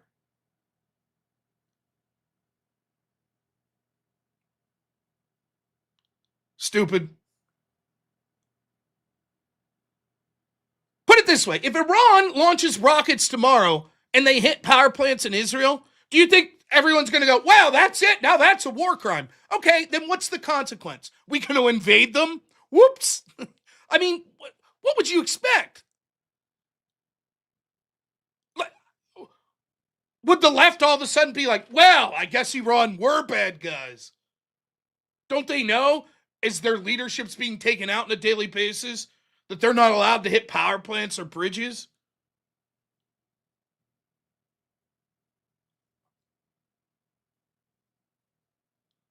I remember watching this guy, Peter Zahan. You guys remember this? This is like a year and a half ago. Peter Zahan was this geopolitical strategist. And he sounds smart. I think he gets paid by the CIA, but he's got good talking points. And I remember him talking and was saying, again, this was like maybe 2 summers ago, maybe last summer, but I think 2 ago. And he was like, listen, the only chance Ukraine has to win this war is to take out this particular dam. Because this dam is responsible for the irrigation of like 80% of Russia's crops. So if they took out this dam, it would immediately put Russia in a situation where there could be mass starvations in the country. And then wouldn't you know it, like 4 months later, that dam got blown up. But the West said, well, it was Russia that did it. Russia intentionally blew up this dam that was responsible to feed the Russian people. Apparently. Now, I guess it could be, but much like the Russia blew up their own pipeline, that turns out that was bullshit. That was, who would have thought? Ukrainians or U.S. assets or a combination thereof. But did anybody call, if it's true that Ukraine blew up that dam, is that a war crime? Are we going to bring Zelensky up on charges? Anybody talking about it? Of course not. It's all so subjective. Let me sum up the war crime narrative for you. If it's the group you don't like, then fuck them. They're war criminals. And if it's the group you like doing the same thing, well, they're noble heroes. That's it. That's it. It's that simple. There's almost no, I assume there's a person or two out there who tries their best. I try to call balls and strikes, but even I'm biased. But 95% of the people you hear talking about this, like war crime this, it's literally a matter of, I don't like the side that's taking this action. All the lefties that are bitching would have fucking celebrate tomorrow if Zelensky managed to blow up a bunch of power plants in Russia. They'd be like, good, fuck those Russians. Wouldn't care. Remember when it was like that one journalist in Russia got bombed? The left celebrated. Is that a war crime? I didn't give a fuck. I'm like, I get it. It's war. By the way, war is hell. It's one of the reasons that I'm against so flippantly entering into it.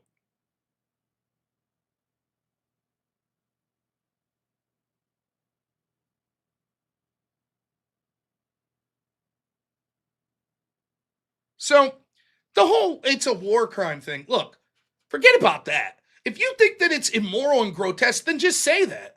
But the idea that it's, well, this violates this law, oh, whatever. Happens all the time. It's just more selective enforcement. I personally don't like it. Now, here's the other thing. And again, call me biased, but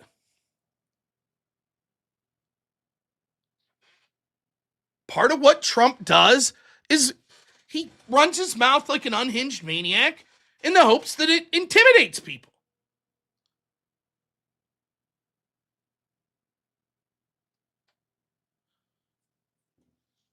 Here, before we move on to that, Deckard Cain, great name, by the way. 91, we took out over 80% of Iraq's grid. 11 of 20 major generators were total losses. We've used graphite bombs designed to short out and destroy the grid. Right, there you go.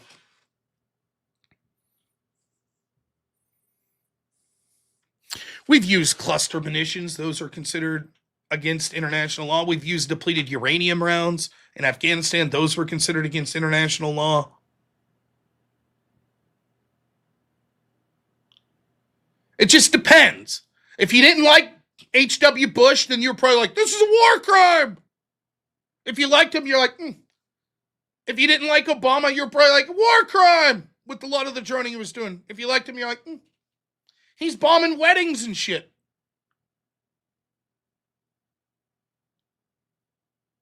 Now, I respect if you're the type of person that's like, I called all that shit out, then hey, good for you. But the vast majority of people, they either didn't even give a shit to even pay attention in the first place, or they were okay with it because it was their guy. So, I'm not interested in that opinion.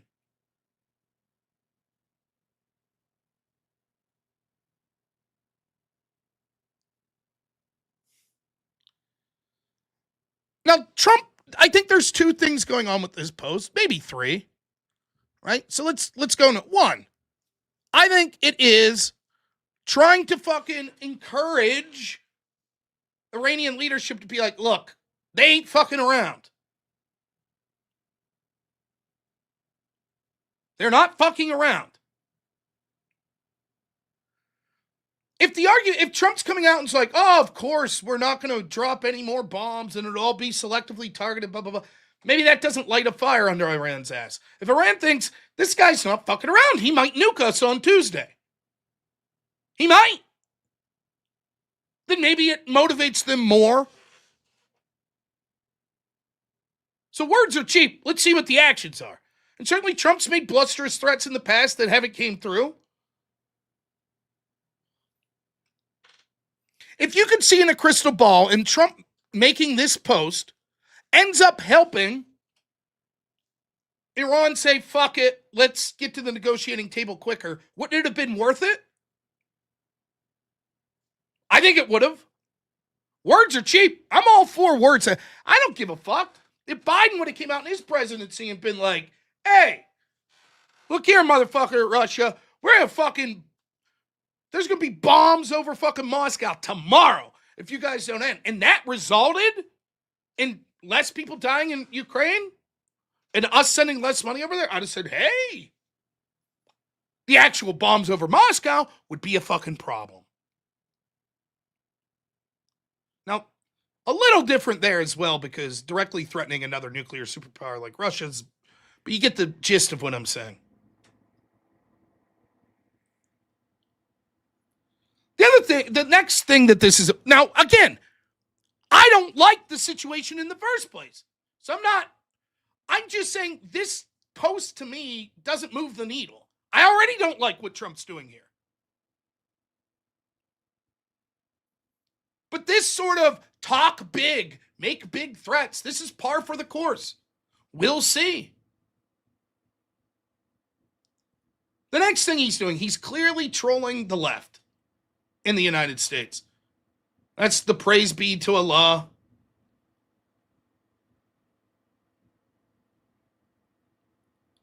And then the other thing is, I think Trump's pissed about this pilot being shot down. I think for all of his faults, one thing is, and it's hard to fake, is I think Trump really likes the troops. You remember that footage of, like, he gets off Air Force One or whatever and it's raining and, like, he helps the soldier with or it's windy and his hat blows off and he runs and he grabs the soldier. It's hard to fake that in real time.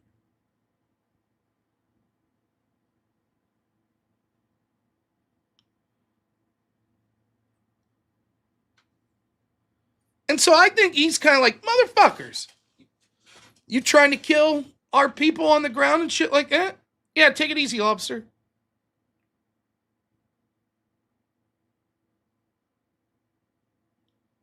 I disagree. I think he cares about the pilots, and I think that it pissed him off. And even if you don't think he cares about them, I think he thought it was a stain on his legacy if a pilot would have got shot down and tortured or captured. So he's pissed.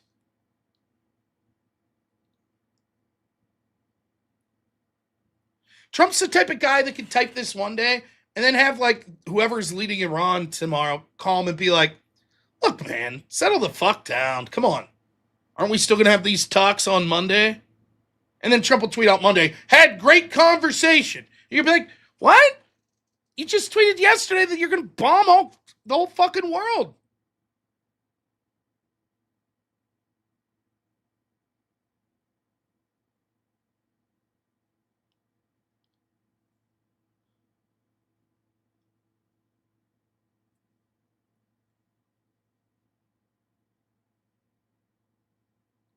Who's saying that? How dare they shoot down an enemy plane on an active combat zone? I don't think you understand what I'm saying or like how this works. Right, of course, from Iran's perspective, it's like, yeah, shoot them all down. Of course. Take them all prisoner. Then show them as prisoners as propaganda. Of course. Of course, that's what you would do. Yeah? But you also understand the other side's going to be like, okay.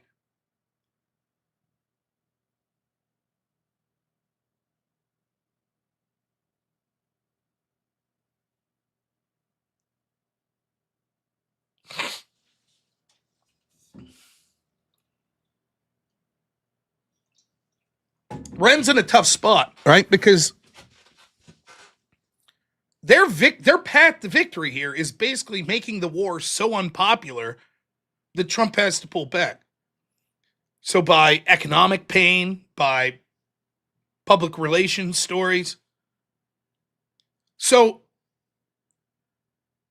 here's what happens. The American people are fickle, right? On one hand, they could be like, hey, we're against this war. But if all of a sudden video would be released of a downed pilot being humiliated or tortured, there are going to be a lot of Americans like, fuck all that. Wipe these motherfuckers out. So it's a difficult spot for Iran. It's like, maybe the thing to do would have been to capture the soldier and be like, hey, we're going to send him back unharmed. How sympathetic would that make them look?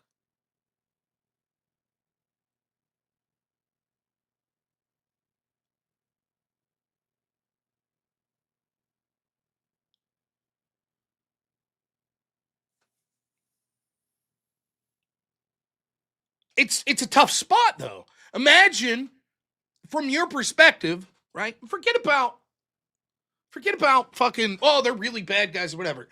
I would assume there are people that are there that aren't bad people. And they're like, hey, our country's being attacked. Fuck all this shit.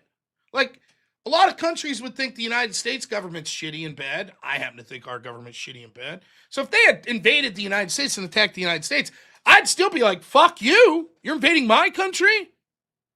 Right?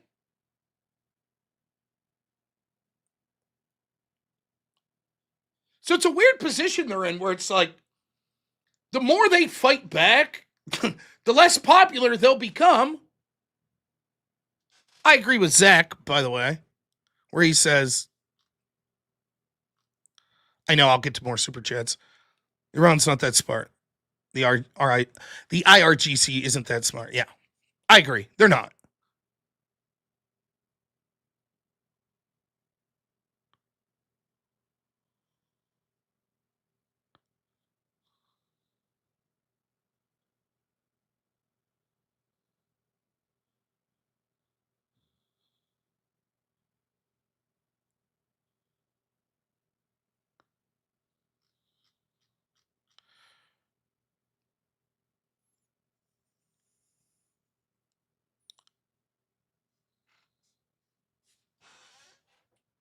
So I don't know.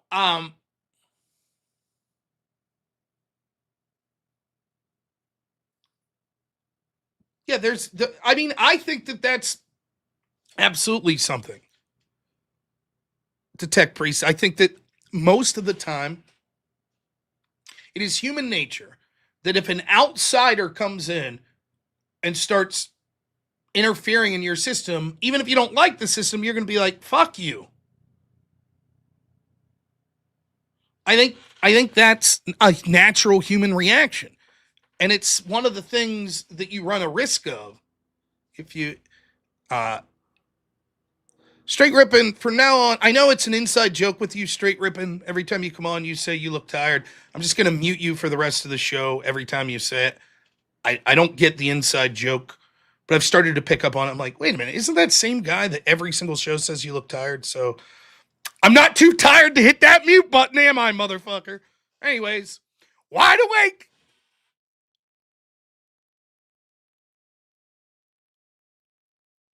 So we'll see. Hopefully, I would like to see this end sooner than later,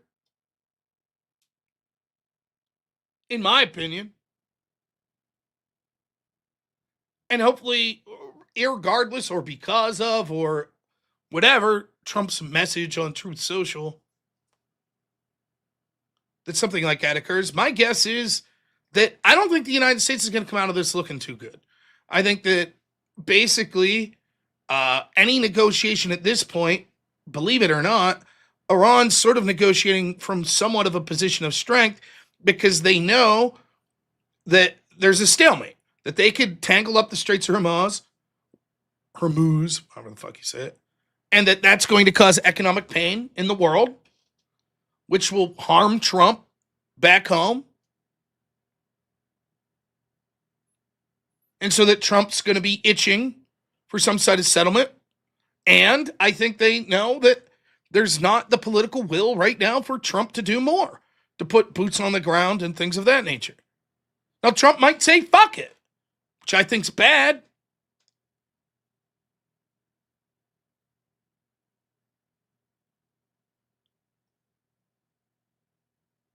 That's right. The gaze of Hormuz. That's where we should really be.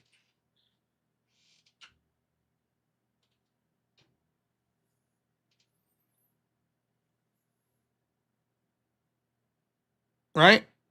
So I think Trump's going to be looking. Yeah, I think he'll say fuck it, unfortunately, as well.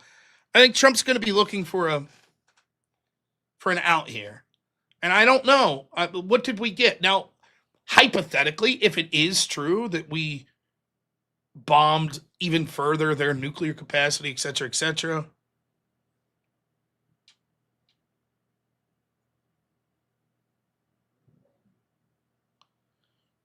And they were trying to develop and bomb, then I guess that would be worth it in that sense. But I'm not so sure. I mean, I believe they were developing. I don't believe that they were as close as what we're being told.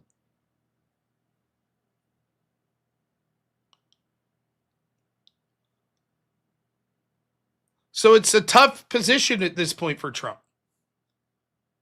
I think the best thing that can happen from Trump's perspective is whoever picks up the reins of leadership in Iran is more pro-West. And they're like, yeah, we'll open the straits. We want this. We need to go back and give our people something that looks like a win for us. But sure, we're willing to negotiate with Iran or with the US and Saudi Arabia and the UAE and Israel.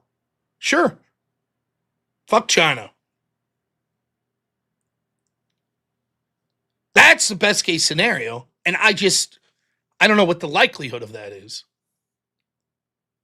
But as far as, this whole outrage over Trump's tweet thing, like, okay, granted, Trump didn't win, wasn't president in 2021 to 2025, whatever, 2024, but we still were hearing from Trump all the time, right? So we're really on like year 10 of Trump as a political force, and we're still bitching about his unhinged rhetoric. I mean, that ship sailed for me. Like, I didn't like what he said about Mueller, and fuck Mueller, but I understood it. Mueller wasn't trying to throw me in prison the rest of my life on bullshit trumped up charges. So I get Trump being like, hey, fuck this guy.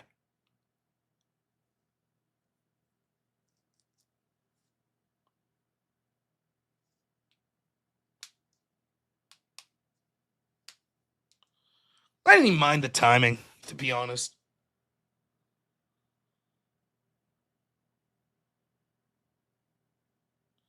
Yeah, and now again, I don't know if that's true to Tech Priest, but I've heard this. And it would make sense that the current leadership would be more radical, right? Because their position is going to be like, so what, if we don't toe the line, you could just indiscriminately kill us at any point? That would make me radical.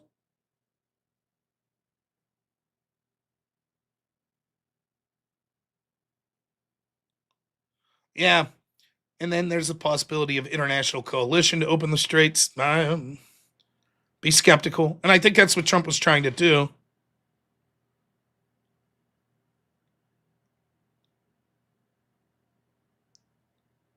Why didn't he take the nuclear deal Trump or Iran offered in February? What was the deal? Again, it's all in who you believe. Trump's administration said they sat down to negotiate, and basically they were like, we're already 30% of the way to a bomb, non-negotiable. We're not going beneath that. And Trump's team was like, okay, then fuck you, because that's non-negotiable for us. And I get it. So if Iran's deal was, we're allowed to have 50% enriched uranium, which means that you're a month away from a bomb, I could see the Western world being like, that's a non-starter.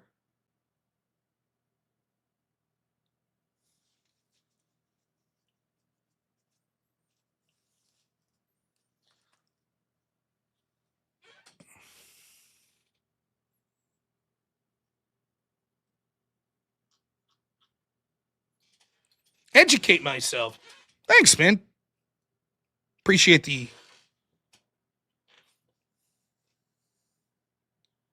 advice there. Same to you.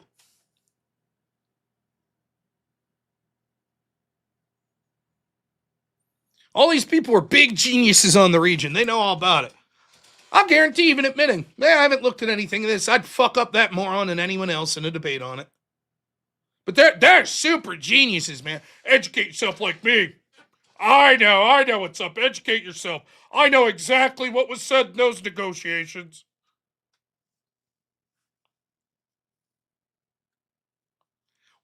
Well, Decker Kane, this is something Rubio said today. Rubio was on one of the weekend shows and was like, look, if they're not gonna fucking, Europe's not gonna leave us use their bases, then fine. We're just gonna pull all of our troops out of Europe.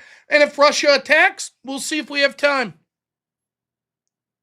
Let's see if I can find that quote. I was watching that earlier though. It was like that's Rubio's kind of like, all right.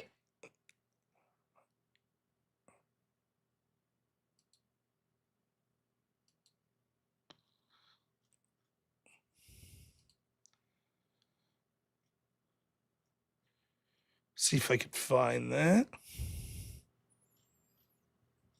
I think this is it.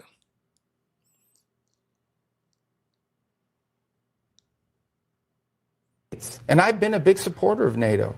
And one of the reasons why I've been a supporter of NATO is because I believe that these basing rights give us leverage and give us flexibility and operational capability all over the world. But if NATO is just about us defending Europe if they're attacked, but them denying us basing rights when we need them, that's not a very good arrangement. That's a hard one to stay engaged in and say this is good for the United States. So all of them's going to have to be re-examined. All of it's going to have to be re-examined. And he's right. Now, I don't particularly like this conflict.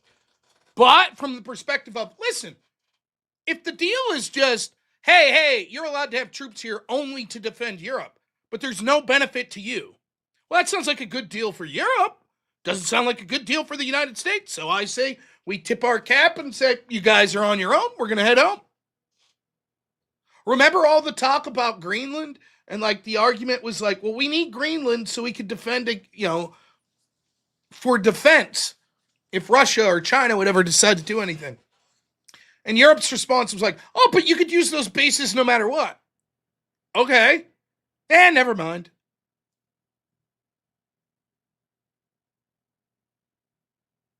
Nope, didn't touch on the generals being fired by Higgs. I didn't really look into it.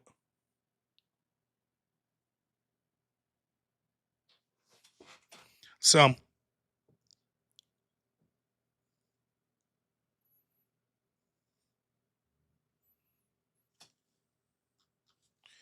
check my message here, and then we're going to read super chats.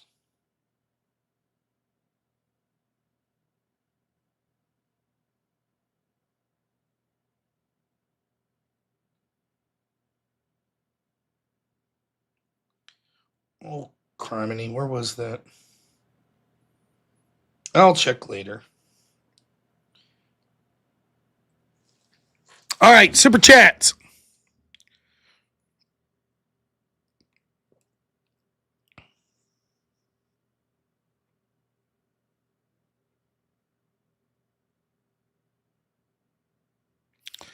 Perry Incorporated, thanks so much. $10 says, yo, what up, Rob? You'd be surprised how much war footage is just recordings from Muslim games. Or Milsim, I'm sorry, games like Arma 3. I know, it's crazy, right? Honestly, I don't trust stories enough to have opinions at all half the time. I agree. Intel Wild, member for 7 months, says, come on, Jay. Don't be upset. Thank you. Real Rain, $20. Thanks, man. Says, I'll call in. No, thank you. Appreciate it, though. Dirk Diggler, $50, says, never would I have thought 3 years ago that I would be supporting creators like you and Andrew, especially within the political sphere. But living in a country like Australia, there's no escaping the liberal takeover here. Thank you for everything. Thank you, man. Yeah, it's depressing. It really is. The irony, it's such a weird irony. If we had like any sort of media that wasn't shit, then people like me probably wouldn't have a business. But so much is inundated with sort of the radical lefty perspective that it's refreshing to hear people that are like giving a perspective different than that. That's sort of why the online sort of podcast sphere for right-wing politics took off in the first place. Vavian Go, $5 as in military conflicts, left-wing politics is responsible for rules which level the playing field for our enemies, resulting in more U.S. casualties. Yeah. If bombing a certain bridge in Iran would save the lives of 20 U.S. troops, would you do it? Zach Kelpie, we already read this one, but thank you, says, basically Iran's not that smart. I agree.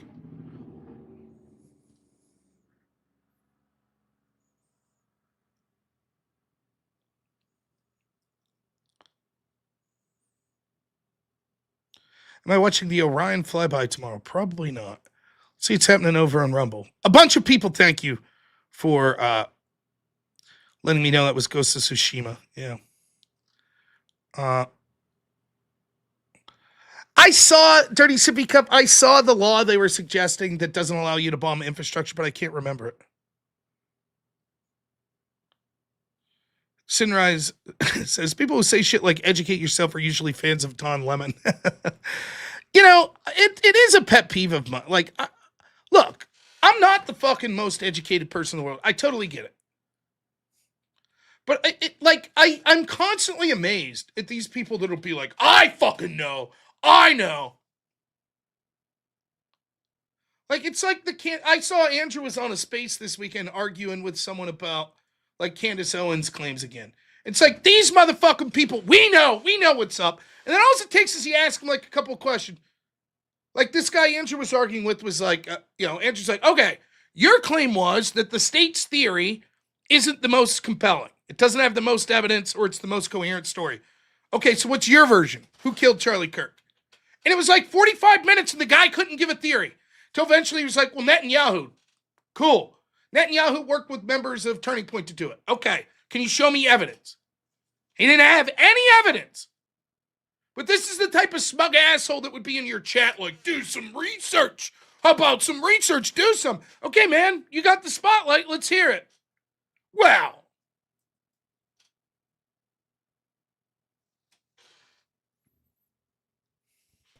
But Rob, he owned the land in which he was escaping from, according to that argument.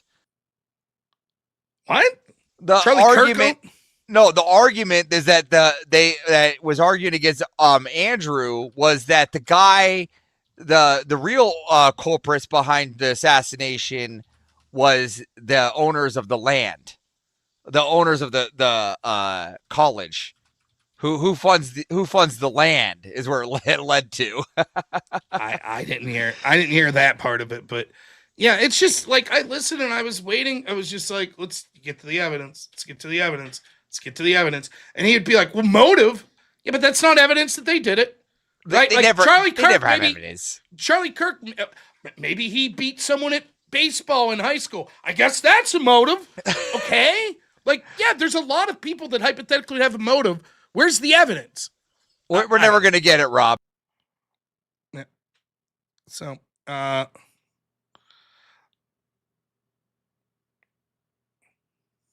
let's see. I'm reading something here.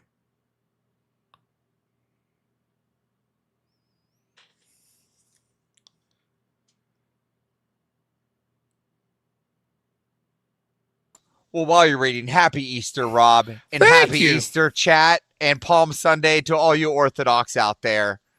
Me and Baby Riddick are happy to be here today. It's a good Easter.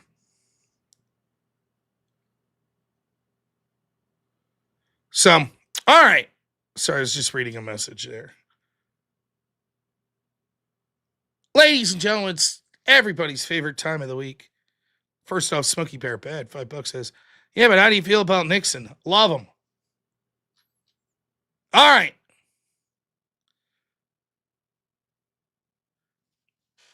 Everybody's favorite time of the week. That's right. A reading from our favorite book.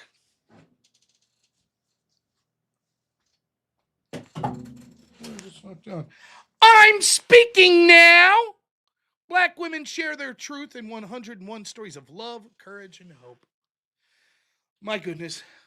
What a fantastic book. Now, if you like this segment, please send in super chats. Nothing will change. I'll keep doing this segment regardless. But it'd be nice to have super chats. So, if you like it, send them in. That'd be cool. Now, I randomly picked,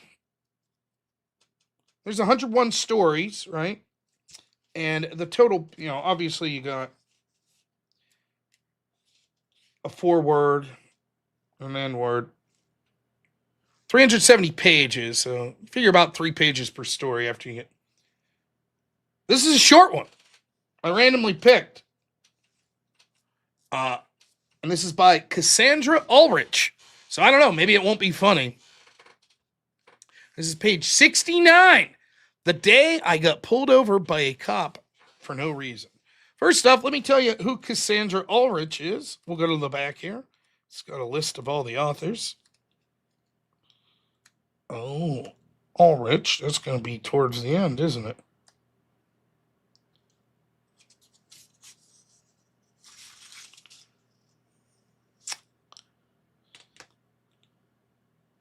Born on the beautiful island of St. Croix, U.S. Virgin Islands, Cassandra Ulrich received a Bachelor of Arts in Mathematics with honors from the University of the Virgin Islands and a Master's in Computer Science from Penn State, my neck of the woods. She's married and has 2 sons. She enjoys singing, learning new languages, and writing. Okie dokie. Here we have it. It's a short one. The day I get pulled over by a cop for no reason. They always have a little quote, right?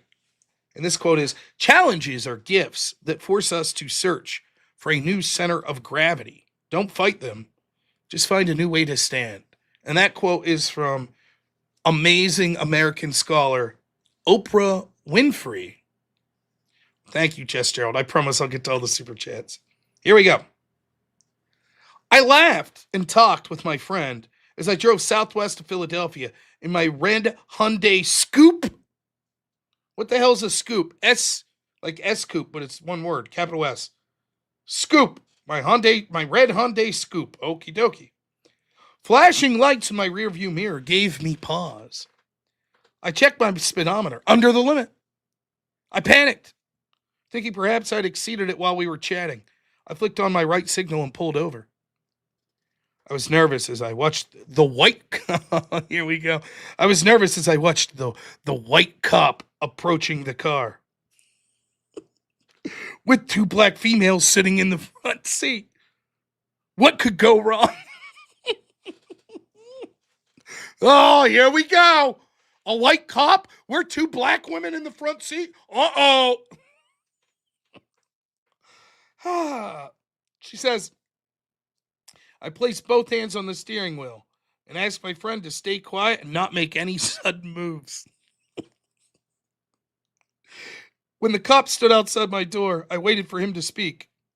Is your vehicle registered? He says. She says, yes, sir.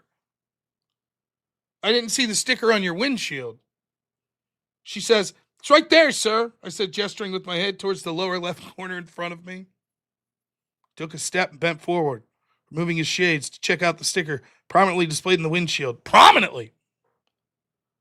Must have been the tinted glass, he said. This bastard pulled her over for no reason. Can you believe it? She says, I wanted so much to say, or perhaps the super dark shades you're wearing, sir. Whoa! Wow! But I didn't dare. He asked me for my license and registration, which I promptly gave to him. I waited while he checked everything out in his computer. A few minutes later, he strolled back to my car and handed my registration and license back to me. Everything checks out, he said, and continued to stand next to my door. I waited in vain for the, you're free to go. My gut clenched. I didn't want my friend and me to be another statistic. What? A statistic of what? Remember, the left had you believe that it was like thousands of unarmed blacks were killed by the police per year. In reality, the number's like 8.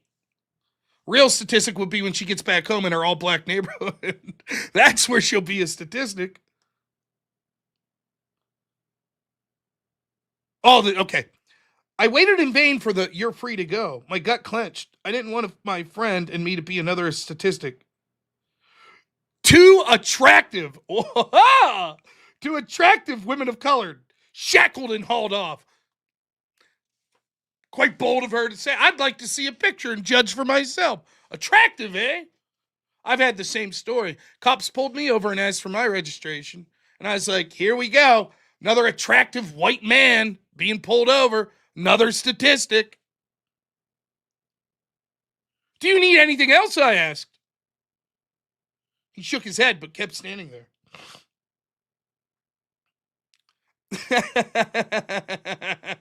At a loss for what else to do, I invited him to church. With a nervous smile, he declined, backed away from the car, and sent us on our way. Should have invited him to church sooner. Would have saved me all the anxiety coursing through my body. Now, that's it. That's the end of the story. A short one. I'll guarantee that didn't happen. I'll guarantee it. Here's the truth. I don't mind that there was a clamoring for body cams. Good. But the irony is, it's been the absolute worst thing for the left and for members of the black community. I'll guarantee if we saw the body cam footage of that incident, it would be nothing like that. Guarantee it. No doubt in my mind. I just sat there with my hands on the wheels, and he was like snarling, like, where's your license? Black women driving? I don't believe it. How many of you have been pulled over and been free to go because they said, I've been pulled over one time. I got pulled over once because they saw me hit my brakes and asked if I was speeding. I wasn't. I got pulled over once because they said my insurance was out. It wasn't. Was that racism? This shit happens. What was the big evil of this story that she's so traumatized by? In her words, he stood by the car after he was like, you're free to go. That's it? And I'll bet this lady tells this story at every fucking cocktails party she goes to on campus. Oh, let me tell him. Tell Miss Ulrich about the time your life was in so much danger. You got pulled over and they asked for your license and you gave it to him and he said, okay, you're free to go. Wasn't it devastating? You almost became a statistic. Yes, me and another attractive black woman. I mean, maybe they are attractive black women.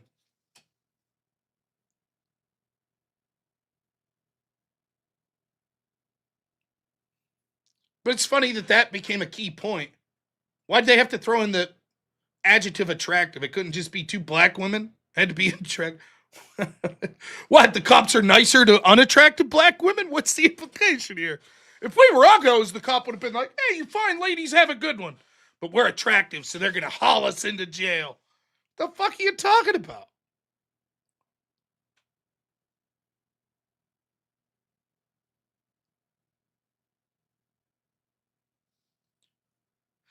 The police could basically give you a ticket for anything. If the windows were tinted, he probably could have given him a ticket for a tinted window. If he's such a mouth-breathing fucking racist, why didn't he?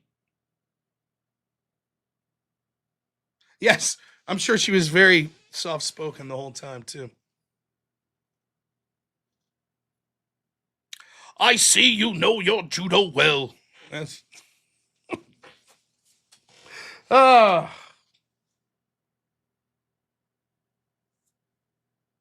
Incredible. Not as funny as the first two stories. I saw my mod Black Elk really for $200 said we'll read another story. I could get behind that. For $200, we'll read another I'm Speaking. Otherwise, you gotta wait until next Sunday. I'm speaking now. You got a speeding ticket from a black cop? No. Yeah, that's what she should have said, Caleb. We are the vibranium. That would have really hit it off. That's true. Unattractive people shouldn't be allowed to drive. We'll get them. Am I demanding money? Yes, for another story. Bobby Ballbags, $5. Christ is risen. Absolutely, man. Happy Easter. Thank you. The great Jess Gerald, 50 gifted memberships. Thank you so much, man. And I'm sure everyone appreciates it. Thank you as always. And then Bobby Ballbags, $5. Ronald Reagan made me smoke crack. Rock music. Is that, am I missing? Is there an actual song? I will drink some tequila at DebateCon, of course. Of course. Of course. Then what am I? Just chop liver at DebateCon? Huh, Rob? We're not drinking tequila together, Rob? No. I assume everyone's welcome to drink the tequila. I don't know, though. Maybe they'll be like, you're not attractive enough to have tequila with Rob and Jess Gerald. Well, I couldn't imagine a DebateCon without me there. Could you? It'd be boring, but I guess I can imagine it. It would be boring. I don't have that good of an imagination, but it'll be fun. I'm just trying to get my merch shop arm ready to throw those shirts. You know, Yeah, I'll have to tell my guy. Get them while they're hot. I talked to him. He's getting me a code for the Great Wade Boggs for his $100 merch that he has coming to him. But fantastic. Did we ever talk about that thermos idea? Right, we got to get the robnoerr thermos. Right. Well, I do know. So I have some ideas. I'm supposed to go down and meet my guy here this week. Is what I'm supposed to, and talk about new merch ideas and some other things. So, whip shirt. I'm a big fan of people want the whip shirt. Well, so listen, I've been working on that in the back area, and our friend Mr. White might be cooking something up for the whip shirt. So, Mr. White, quite the artiste. I don't want to spoil anything, as Trump would say. I don't want to spoil anything too soon here, but we might have a nice whip picture coming your way here from our great Mr. White. He is great. He's fantastic. So that's pretty cool. I'm excited. All right, let's read some more super chats. Bobby Ballbags, $2 says, "New Byzantium shall rise." Hellsar Tony. Oh, Tony, huh? Byzantium? Is that how I'm supposed to pronounce that? Whipsong water bottle for the gym. 100% black, maybe 90%. I have been given permission to use the hard R, though. The Normal American Newsboy hat. I do. Look. I would love to have a hat that just says syndicated radio host and then just my late logo small. I think that'd be great. The newsy hat that says that. All right. Now, listen. Should be a good week of shows coming up here. I think I will be doing the extravaganza, and I think, unless I'm mistaken, it's going to be me and Andrew. Listen, Rob, you need to tell this audience how hard it is to debate when your friend knows you. All right, knows how to set you up, right? And Rob's a collegiate national debate champion here, all right? Listen, you can't. The only reason I stuck around there was I was tired of you being like, I've won verbal combat, and you asked. Like, motherfucker. So listen, I actually was. To be honest here, let's get serious. I was actually excited to take the mid-max topic, right? And let's be very real here. I didn't back down. I had the choice to choose any panelist, and who did I pick? That's true. You did. I went straight for the top. Yeah. So I'm not backing down like most of these fuck fools on there. All right, I went right for you, dude. Look, I had a lot of fun doing it. I really did, and I got donations. I think my audience liked it. I think Speakeasy's channel went well, but it does get when you're like. Every single time it's like, okay, Rob versus the next person. Yeah. And it's like, it's either a silly topic or it's almost always a topic that I have to take the opposite side of what I would take. So it's like, after a while, it's like I think if someone's got a nuclear weapon and you have a torch, of course, but I have to argue no. So I'm like, well, you know. And so I was actually against you on that one. That's why I'm like, I think I had an in for the mid-max. I was like, I think I got this. And they're like, chop and change. I'm like, fuck. Damn it. Yeah. It was fun, though. It was a funny debate. I thought that debate was a lot of fun. And then the other thing is, like, again, with the Teriak thing, it was the same thing as us with, like, is the hot dog a sandwich? After, like, 15 minutes, I'm like, I'm sort of running out of shit to say here. I didn't know what to do. But I know people. So I was trying to be funny because I'm like, well, I know people are going to donate to make it go 40 minutes. So it's like, after, like, 15 minutes, it's like, oh, yeah? Why don't you take a bite of that hot dog? I got a hot dog here. Let's go get a hot dog. Let's make this a sandwich. Yes, what do I do? Throw some out there, you know. Well, the funny part is you know me so well, right? So like we have after talks. It's like how, like me, I don't think about how I'm gonna walk Rob into an argument, but Rob naturally can walk me into an argument, so he knows me. He's like, all right, watch Avarice do this. I'm gonna play him like a fiddle. How's that hot dog? Once I saw you had a hot dog, I was like, I'm see if he'll take a bite and then be like, wouldn't you rather have a sandwich? And you'll either say yes or no. And then I'm like, I got you. Because the only acceptable answer would have been like, this is a sandwich, you know? It's not easy. It's not easy up there, people. You know, it's hard. So here's what gets me. I had this the other day because I have a debate tomorrow. And so somebody posted on one of the posts about you just wrecking Brian Shapiro, right? And I got a little offended because somebody put, oh, I wish I could talk to Brian in farm W's too. And it's like, bro, okay, well, we know that Brian's easy to talk, but it's not that easy to set these things up. Like, it's not as easy as you think it is. It's one of the things I hear all the time, right? Where it's like, they'll say it with like, I'll even hear it with people like Destiny. Destiny's easy. Destiny's an easy debate. And it's like, okay, then do it. Right? Like, it's not as easy as you think, right? Like the very first thing you need to know is you're going to get cut off. Even if it, like, unless you, it's just so difficult. One of the hardest things, like, I'll tell you someone who it becomes difficult to debate, for me personally, is Pisco. And it's not that he's a great debater. Pisco's fine. It's not he's a terrible debater. But this is the problem. I always like to respond to someone, right? So I'll be like, first off, I think this court case didn't say that. Actually, it was referencing in 1970. No, it wasn't. Yeah, it was. What do you mean? Well, blah, blah, blah, blah, blah, blah, blah. No, you're wrong. If you look at the, that was actually from the dissenting position, put the majority. No, it wasn't. Yes, that's no, the majority was saying blah, blah, blah. And then the next thing you know, we're 40 minutes away from what my original point was. Yeah. And it's like, now good luck remembering that point. Right? And so that's when it's much like watching like a football game at home, and you're like, well, why didn't he throw to that receiver that was wide open? Well, because in the game where he had 1.3 seconds to throw it before a 300-pound fucking elite athlete was going to crush his skull in, he didn't see that guy. And it's like, that's sort of what debate's like. It's not obviously dangerous, I'm not comparing, but it's the same thing where it's like when you're in the moment, even I do it. If I go back and watch a debate of mine, I'll be way better. I'll be like, oh, I should have said this, I should have said this, I should have said this. But in the moment, it's difficult. And you are someone's pushing back against you. So there's Andrew gets that shit a lot.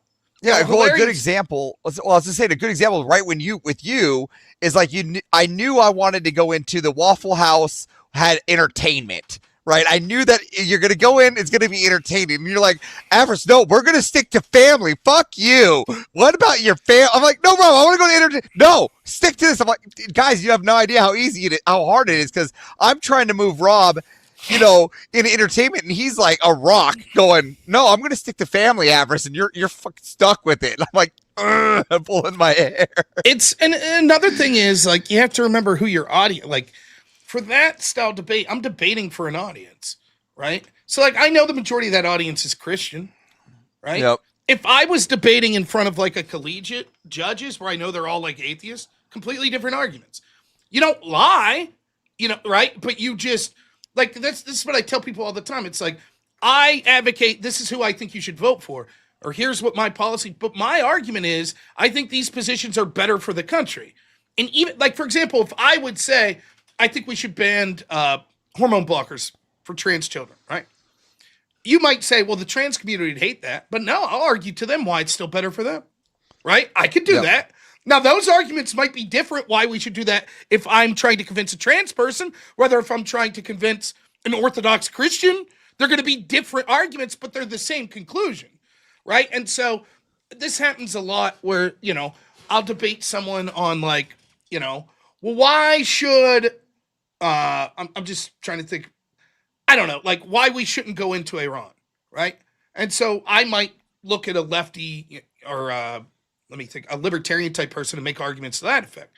But I might look at someone who's more neocon and make arguments like, well, shouldn't Trump have got concessions domestically from the people like for the SAVE Act before we went?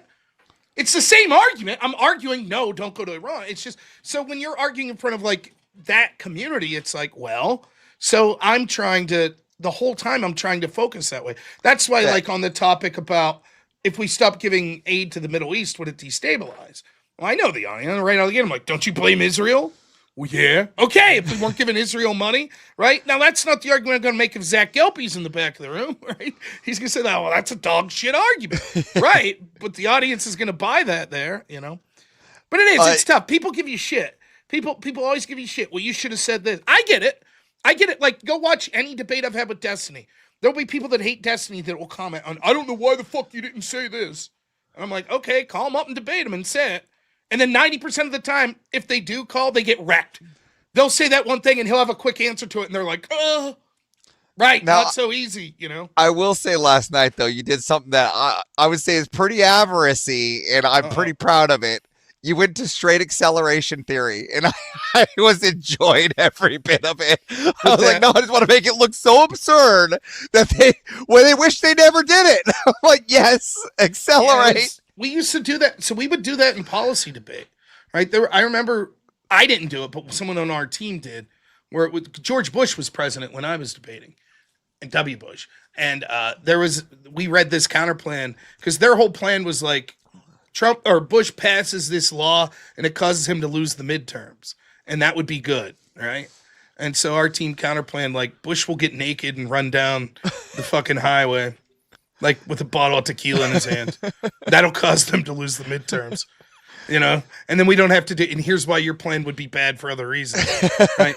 So, like, you could do creative shit. Now, there's answers to that, but you could do creative shit like that, you know? And so it's, you know, I just love I love any time you take your idea and you accelerate it to the extreme absurdity. It's like my favorite way of doing it.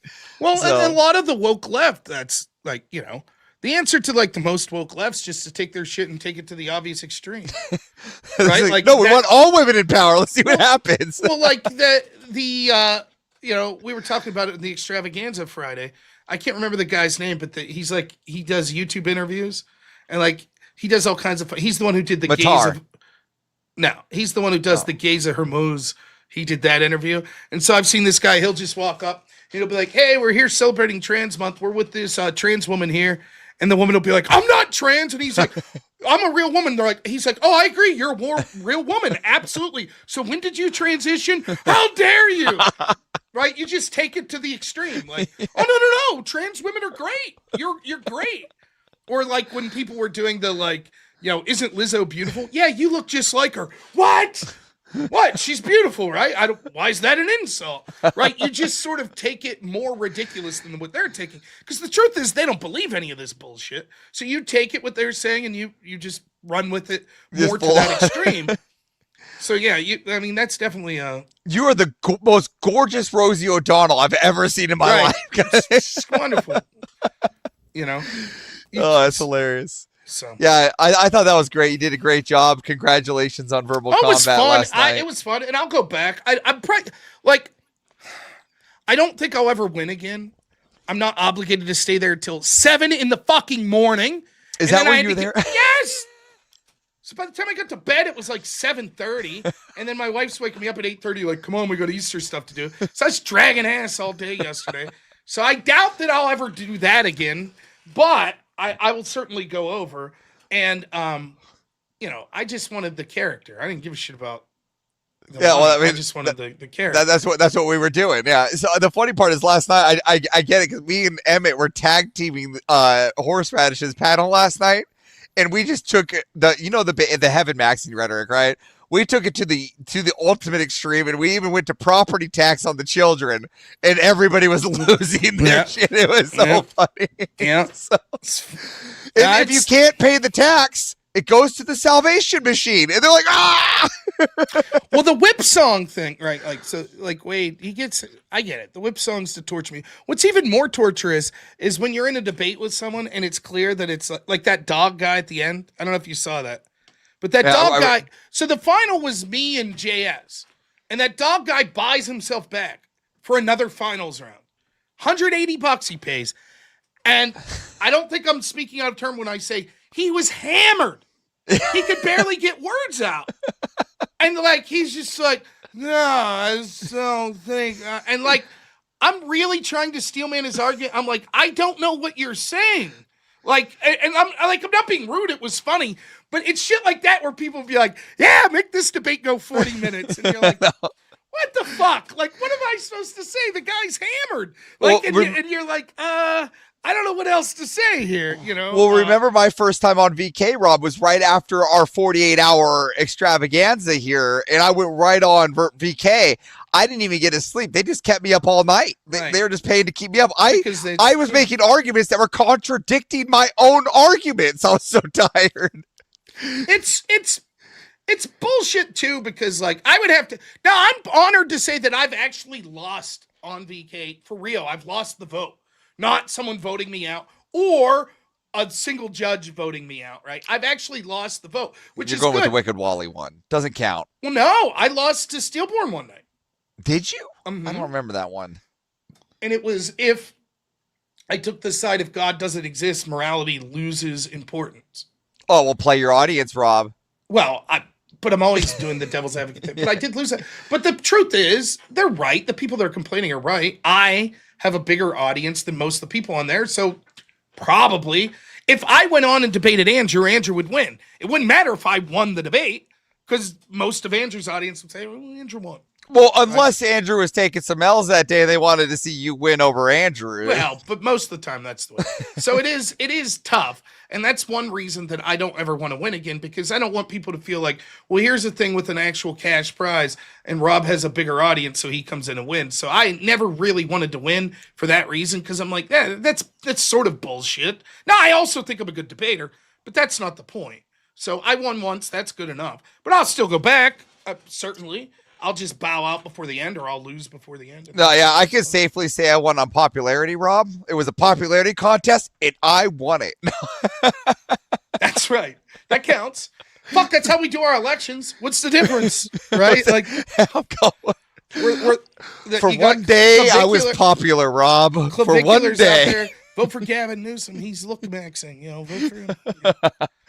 That would be so funny if you just go, like, just imagine I'm driving down Fresno and I just see a billboard that says Gavin Newsom looks maxing 2028. Oh my God. But that style debate, it's hard because you always have to be thinking, like, what would an audience think? And like, there's a solid chance. Like, let's say me and you debate and the topic's like, should the U.S. pull out of NATO? Right? And you're like, yes. And you give like a minute of just like, here's exactly why. And it's awesome argument. And then my response is like, yeah, but you have a small penis. Like, there's a chance the audience will be like, yeah, vote for me. And then you're like, what the fuck is this? Like, you didn't get that micro peen guy out of here. Yeah, so it's, it's tough. And like, it's one of the Rob, things, show me your penis. Yeah, it's one of the things, even in college debate with like at the end of the day in college debate, you have a human judge, right? And you just never know. Like, your judge could be like, I was offended that you used this word, so fuck you, you lose. And you're like, well, I had no idea. And that's nothing to do with the debate. Doesn't matter. That's how the judge felt. And so what you're supposed to do is, most judges, almost all of them, you had a judge philosophy written out. So then you would read that before the round and you'd sort of have an idea. But not always. There was a round once where this judge philosophy was very rare. But this guy's philosophy was basically like, I'm a right-winger. Capitalism is great. Right? So we're the affirmative. We speak first. And the other team stands up and they make one argument. And it's like, you guys are capitalists. You should lose. So we're like, we got this in the fucking bag. So we get up and we crush them on capitalism good. We're just killing them. And they're like not even using their full speech time. Like, they're giving like 1/3 the amount. Like, it's basically like, well, they've given up. Finish the debate. The judge immediately. In fact, the judge stopped taking notes. He got a sub. He had a Subway sub, and he's just fucking eating a sub, listening. That's so rude. I'm talking to my partner like, oh, he already fucking knows we won. It's game over. And we were favored to win. We are a good team. The other team we were debating wasn't that good. So we're like, all right, we got it in the bag. And the judge immediately signs the ballot. It's like, okay, I'm ready to decide. I vote negative. He votes against us. And we're like, how? How could you possibly vote against us? He's like, you're capitalist. And we're like, yeah? And like, we won the argument. And he's like, I was like, your judge philosophy says that you actually like capitalism. He's like, that's sarcastic. You lose. Anyone who advocates. Yeah, that's what he said. He's like, anyone that advocates. He's like, I don't even care about the arguments. You advocate for capitalism, you lose. Dude, I would have I got pissed. I was like, well, dude, we sat here for fucking 2-hour debate. You could have told us after the first speech that we already lost. We could have went and got fucking Subway ourselves. Like, by the way, what'd you pay that fucking sub for? I bet you used some cold hard cash, didn't you? You motherfucker. You know, anti-capitalist piece of shit. Put down that sub then. You know? I don't want to hear about it, John Aria Smith. I already had to hear it from my father-in-law this morning about how I failed to defend Waffle House. Okay, I don't need to hear it from the chat. Dude, I swear to you, I saw Waffle House clip today on X. Let's see if I can find it. It's from just yesterday. Here's where, let's see if I can find it. Where Avarice is taking Little Riddick. Just, you know, for entertainment. I'm making him strong, Rob. I'm making him a strong member of society. You just passed it. There it is. No, it's that was an older one. There was one just from, but I almost bookmarked it. I was like, here we go. There we go. There it is again. Fucking Everest. People don't realize how hard it is to debate your friend when he's actually like the debater, and I'm just the guy monkey with the symbols in the back. You know what I mean? It was a fun. Yeah, our kid absolutely loves Waffle House, right? Because now, like the Waffle House we went to, there was no violence. And what's cool about it, one of the reasons I think kids would like it, you can actually see the cooks and stuff. They're right there, right? You're sitting at a little booth and they're right across from it. So, like, I actually thought it was really cool. Like, imagine you work at a diner. You're some dude or some lady that works at like a Waffle House diner. Let's be honest, not the most prestigious job in the world, right? You're probably not being paid the most. My son's like, wow, look at him flip the hash brown. They were like hamming it up. They're like flipping the hash browns. And, hey, buddy, you know, and they brought him a little, like one of those little diner paper hats, and they had Waffle House magnets they brought out. They were cool as shit. But it was cool because, you know, most of the time, like if you go to a Denny's or something, you don't get to see them make your eggs. But here, my son's just sitting there watching them on the flat top grill. So he thought it was cool as shit, you know? Just so you know, you got another lawsuit on your hand? Oh, there we go. There he is. There he is. I've been defamed. Crucible Andrew. Jake reached out to me and wanted to know if I could do the extravaganza this week. So I'm more than happy to do it. But I just want to let you know it would probably be me instead of him. Yeah, I said about you, Andrew, I said, chances are, if we debated, you would win a popular vote because you have more supporters than me. Not always.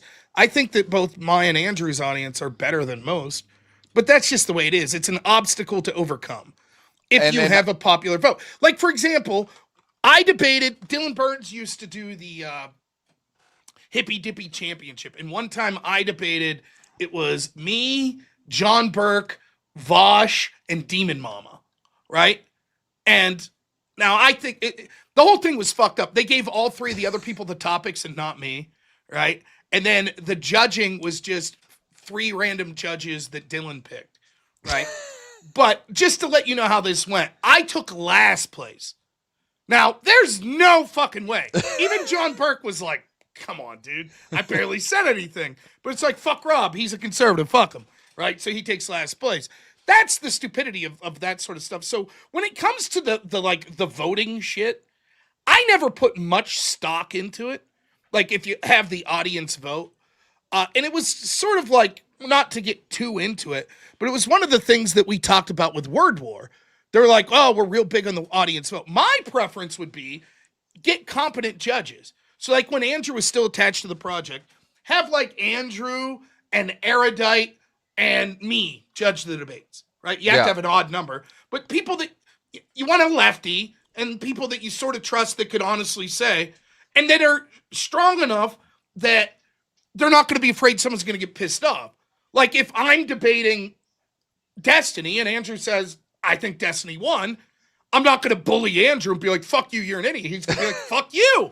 Right? Like, you don't want someone who's weak that's like, oh, I'm sorry. Right? You just want someone to be like, no, you fucking lost. I'm not saying I dislike you. You lost that debate.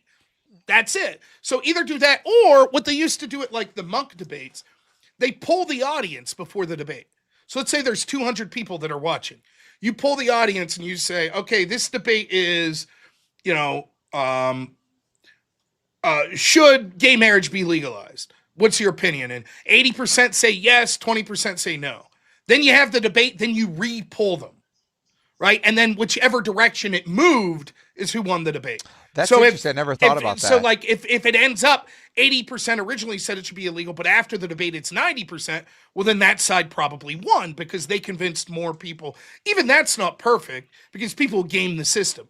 But that is an interesting way to do it. I never thought about doing a debate where you just poll right before and you go, hey, what do you feel about this? That'd be crazy. But there are surprises. Like I was actually shocked at Word War that Ryan Mullally beat Pisco because I thought Ryan won the debate, but I also was like, well, Pisco's fans are all going to vote, and Ryan's got like at that point 10 to 20 people watching him, and Pisco's got a couple hundred, so you just expect on raw numbers.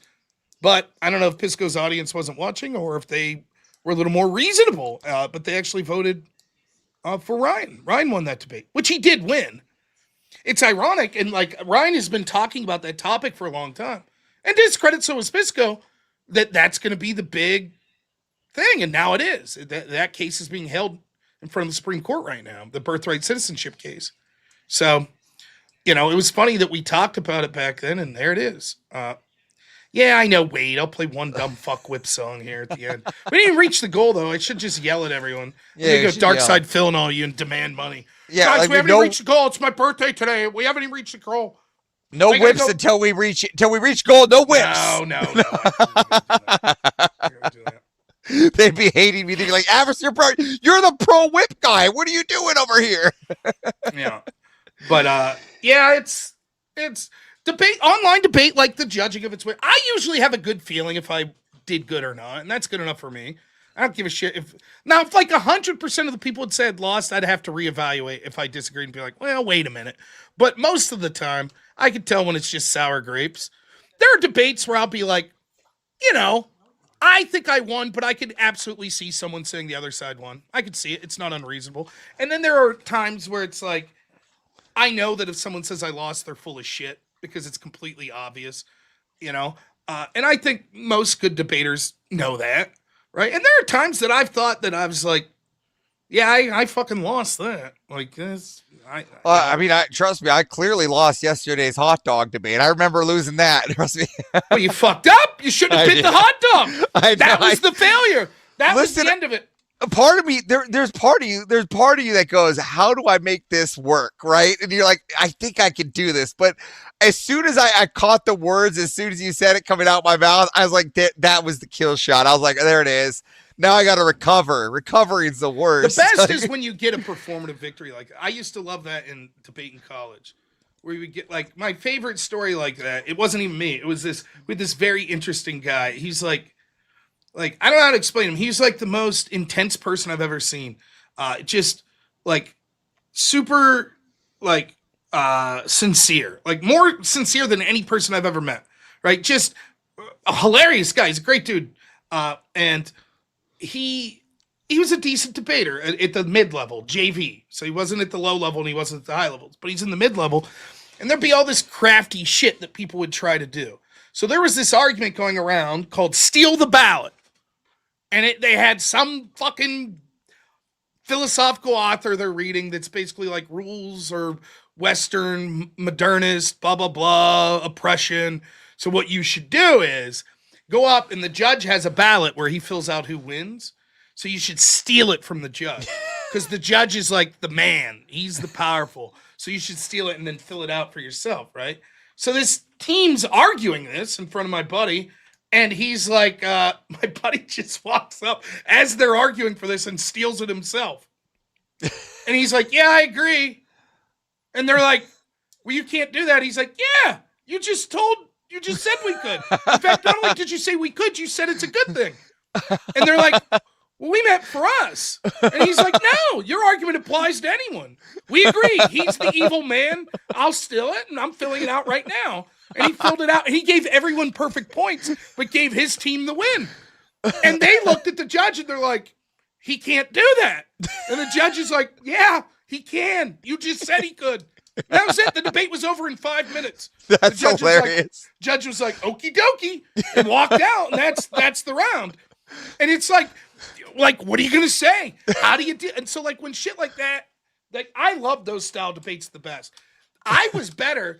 Like the people at the top end of debate, they're all like people that got perfect SAT scores. And they're fucking like, if it was just a regular debate, the top 30 debaters in the country would beat me 90 out of 100 times. It's just, I was fighting an uphill battle. They were just that good. You know, I was pretty good, but I wasn't that good. But when they got weird, and a lot of those top teams would get weird, we'd win because I could get weird. Like it just no. Like, You. I debated one of the top teams in the country. I debated, and they were black supremacists, and you start up, and you're sort of reading as fast as possible. You're going through your evidence of first and so we're going like this, and we're making these arguments, and we know that they're going to be people that complain about it because they're going to say it, only white people can talk as fast, something like that. So it ends, and then they get to do cross-sex, and their very first question is, why haven't you acknowledged your white privilege? And I'm like, what white privilege?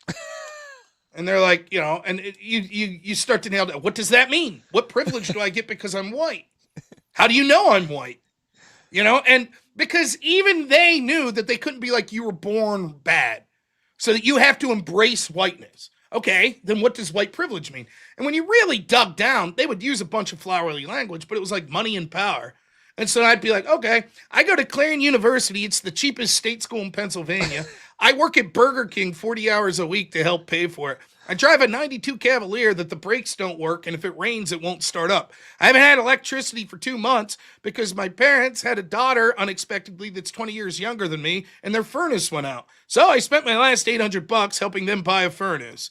I don't have electricity. I don't have a car. I work 40 hours a week. I go to the cheapest state school. I've been to jail, right? Do you have a car? Oh, you drive a Lincoln. Oh, and you got a full ride to an Ivy League school. No shit. Really? Have you ever been to jail? No, you haven't been to jail. Do you have electricity at your home? Yeah? Okay, so what's my privilege again? And they would struggle, right? They'd be like, the one debate, I'm debating this good team, and they said that, and our judge had a brother that was still debating, and he debated at Mary Washington University. She was judging for Pittsburgh University, right? So she knew me, and she knew my story, and I was kind of a madman. And I was like, well, I spent a night in jail once in Pittsburgh, and this team's like, yeah, but you don't know what it's like to have family members in jail. I was like, well, my cousin, I won't say his name here, he's in jail for murder. He ain't ever getting out. Like, my aunt spent fucking 15 years in the clink for selling coke. I'm like, I could give you a list. Like, I've 70-something cousins. Probably 30 of them have been to jail. Of my aunts and uncles, probably 3 or 4 have been to jail. I've personally gone. Like, I'm like, what are you talking about? And they were just like, you're white, you're lying. And the judge votes for me, and she's like, he ain't lying. Like, I know him, and he has been to jail. Like maybe if you told them you were an alligator poacher, they would have believed you then. I don't, but it's like those performative debate, like the top teams, and we started to get a reputation for it, where it was like, well, just argue normal and you'll probably win. But if you start to make it like personal, like, and we were so good. Like, I remember, like, these judges are all lefties. So there was this one judge that the big thing was they called themselves like organic intellectuals and shit. And their whole thing was like, you're not going to tell me anything I don't know through research or whatever. I want to hear about you as an individual. I want to learn about you. And they're super, another black supremacist team that they're the judge of. So me and my partner, we're debating. It's 2 kids, and we're like, what the fuck are we going to say? And I was like, I'll take care of it. Watch this. So my whole speech was, the greatest thing that ever happened to me was joining debate and losing to a black woman. It humbled me. I barely knew any black women in my life. And to watch such strong, articulate black women just shame me and show that there's so much more articulate and smart than me. It built my character. I got perfect speaker points. We won the round. The black woman that was our judge said it was the best speech she ever heard. And I'm just sitting there like, but that's what they want to hear. You're like, okay, sure. I have found my ways. Black women are the best. I was ashamed. I thought I was better than black women, but now I realize they're better than me. And she's like, yes. on I was board. living a life of Wizard of Oz, but now I'm watching Wicked. And so it's like, you just know what that's your audience. And then meanwhile, the fucking team were debating. They're like, what a load of shit. And I was like, hey, guys should have just kept it normal. What the fuck you getting weird for? That's the way it was. So I I'm always looking for a weird, like, performative way to win a debate. That's something I like doing. Like, for example, I don't know if Andrew's still here. Erudite goes on X today or yesterday and posts about whatever podcast. Like, you just bring on you bring on like dumb OnlyFans chicks, with your guy Andrew Wilson to shame them. And it's like, Erudite, you were there 2 weeks ago. Like, are you claiming you're like one of the dumb OnlyFans chicks debating Andrew Wilson? Like, performatively, your own performance on there either shows that you're considering yourself a dumb bimbo, or that you're wrong, that they're not just limiting it to, and to watch, her audience like, yeah, that's different, blah, blah, blah. No, that's exactly the point. Yeah, well, they Andrew even say suffers the same thing that Charlie Kirk or Steven Crowder do, which they're like, sure, we'll debate all kinds of people. But then most of the people don't want to debate. So the ones that do debate, it was like you were saying earlier, the ones that do debate, everyone's like, well, those aren't strong debaters. And it's like, okay, who do you want me to debate? And then when you wreck those people, they're like, well, they're not the strongest either. Easy W's. If they farm the W. And so it's like, I don't know. I saw Crowder's debating a professor, and he's been trying to line that up for years, where he goes on these college campuses and does the change my mind. And you wouldn't debate a professor. He's like, yes, I have a standing invitation. None of them want to debate. What am I supposed to do? Force them? And so I think that Charlie Kirk, I think, was the same way. Like, the idea is nonsensical. It's like, we're just debating the people that want to debate. Well, I think even Charlie Kirk had professors pull up right there to the spot. So, I mean, I think the goal is anybody's welcome to come pull up on the campus, right? All right. So, I got to play stupid songs here, so. It's whip time. First, though, serious guys are us. Tupac says it's about respect. Let me give you a clue. It's a little thing called respect. Bobby Ballbags, $2 says cereal. Is soup or nah? Is it dessert soup? That's what I used to call it.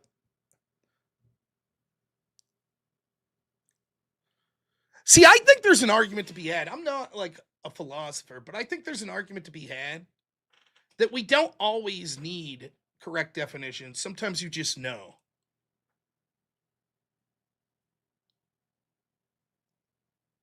Cereal is not soup, just like a hot dog's not a sandwich. And I could get into it. My phone thinks I said Siri. It's yelling at me right now. But we all know cereal's not soup. Why? Because. That's why. John Aria Smith, $5 says, Kick Avarice failed to successfully defend Waffle House using the Waffle House Index. Listen, I personally am not a big Golden Corral fan and love Waffle House. So if it was up to me, I would have defended Waffle House. But you get dealt the hands you're dealt and you roll with it. So, where'd I lose my place here? This maniac Lavin, $200 says it'd be a shame if someone were to end the whip song. Well, there it is, ladies and gentlemen. Unbelievable. Lavin. What an absolute legend. Now, I owe one whip song that came in before that from Jess Gerald, but that's it. That'll be it for tonight, unless someone donates $200 to Reverse Course. What an absolute G. Thank you, Lavin. Jay Blow, $50. Thank you, says, for the goal. Thank you. Really appreciate it, man. And Smokey Bear Bad, $5 says, Full Circle Nixon. Oh, my goodness. Hot cereal, also not soup. Nope. Gazpacho's soup, but that's cold soup. One whip song, that's it. Unless someone donates $200 to reverse it. So let's play this shitty whip song. Ah, what a Lavin, what a hero. Oh, I would also be remiss if I didn't give a goal.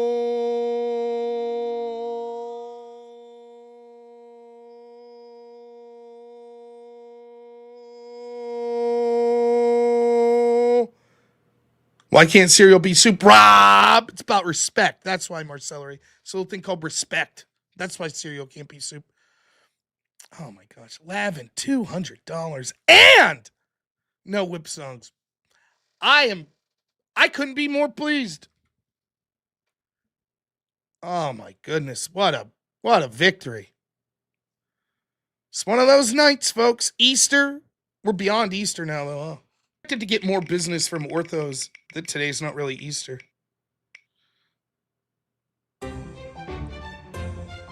Oh, of course, everyone's favorite genre, grimdark harpsichord funk. I think there's heavily represented on the top 40 list. Well, enjoy this one song. Oh, man. I am pleased. I'm very pleased.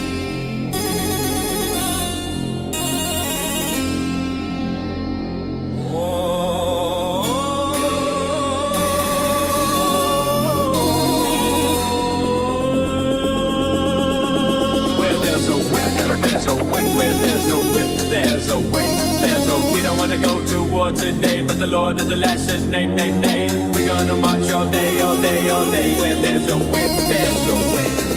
Where there's a way, where there's a way, where there's a way. Where there's a way, there's a way, there's a way. Wait, left, wait. Where there's a way, where there's a way, where there's a way. A crack on the back says we're gonna fight, we're gonna march all day.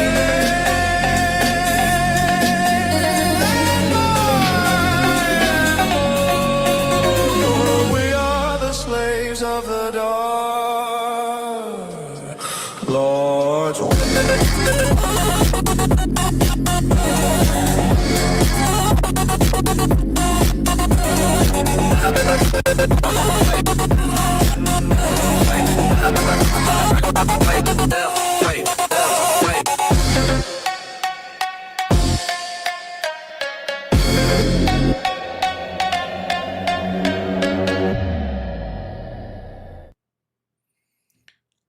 Gentlemen, my goodness. What a good night, right? What a good night. Unbelievable. The ultimate baby face. I couldn't agree more. Lavin, my hero. Amazing. That's it. One song. Nothing can be done about it. Everybody's mad except me. Oh, man. So, what do we got this week? Tomorrow around 10 p.m. we'll be doing the show again. I should be doing... Again, I haven't talked to Andrew. Now, I don't know if you guys knew this, but ultimately, Andrew's the one who ultimately decides what's going on with the extravaganza.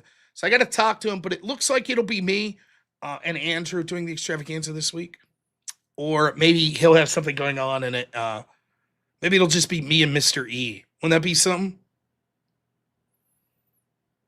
That'd be crazy, right? Don't get used to this, Rob. Well, look, $200 would put us over 200%. Then you guys could start playing your whip songs. You thought Mr. E was that's the real truth. The real truth is everybody thinks that Mr. E's there under Andrew, but the truth is Mr. E's running everything. He's like the Netanyahu of the Crucible space. That's Mr. E.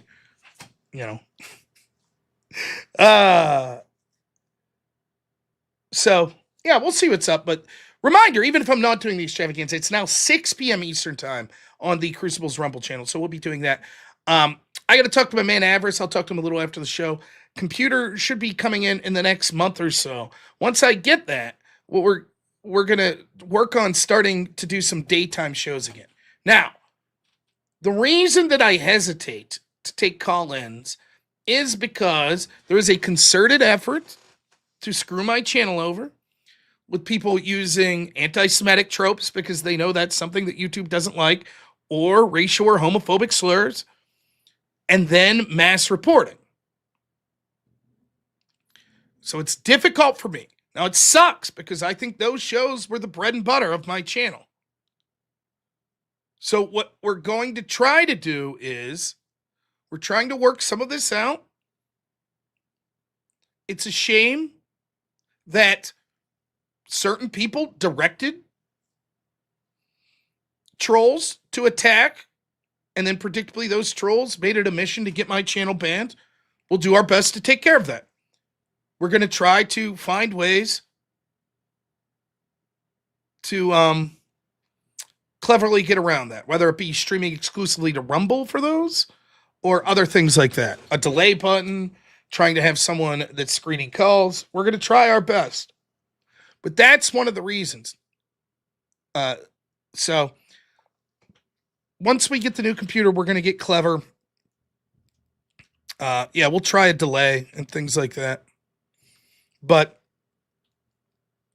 it's a shame that it's came to that. We'll see what we could do. Yeah, delay button, something that we'll consider. Yep. So, another super chat comes in. Roy the boy, $50 as compensation for entertainment services provided. Please, thank you so much. You have no idea how much I appreciate you guys. Thank you. Someone asked me, did I achieve my New Year's goal of saying goal long enough? No. So here's something. I'll talk a little real for you for a minute. So I somewhere on here, I have a picture of my back. Let's see if I can find this real quick. I think I have it on my computer. So I at work, it's been a couple years ago now.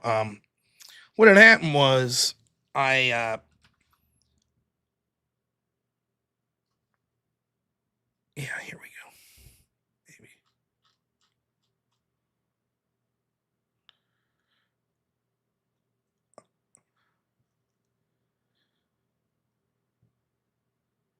This is my back.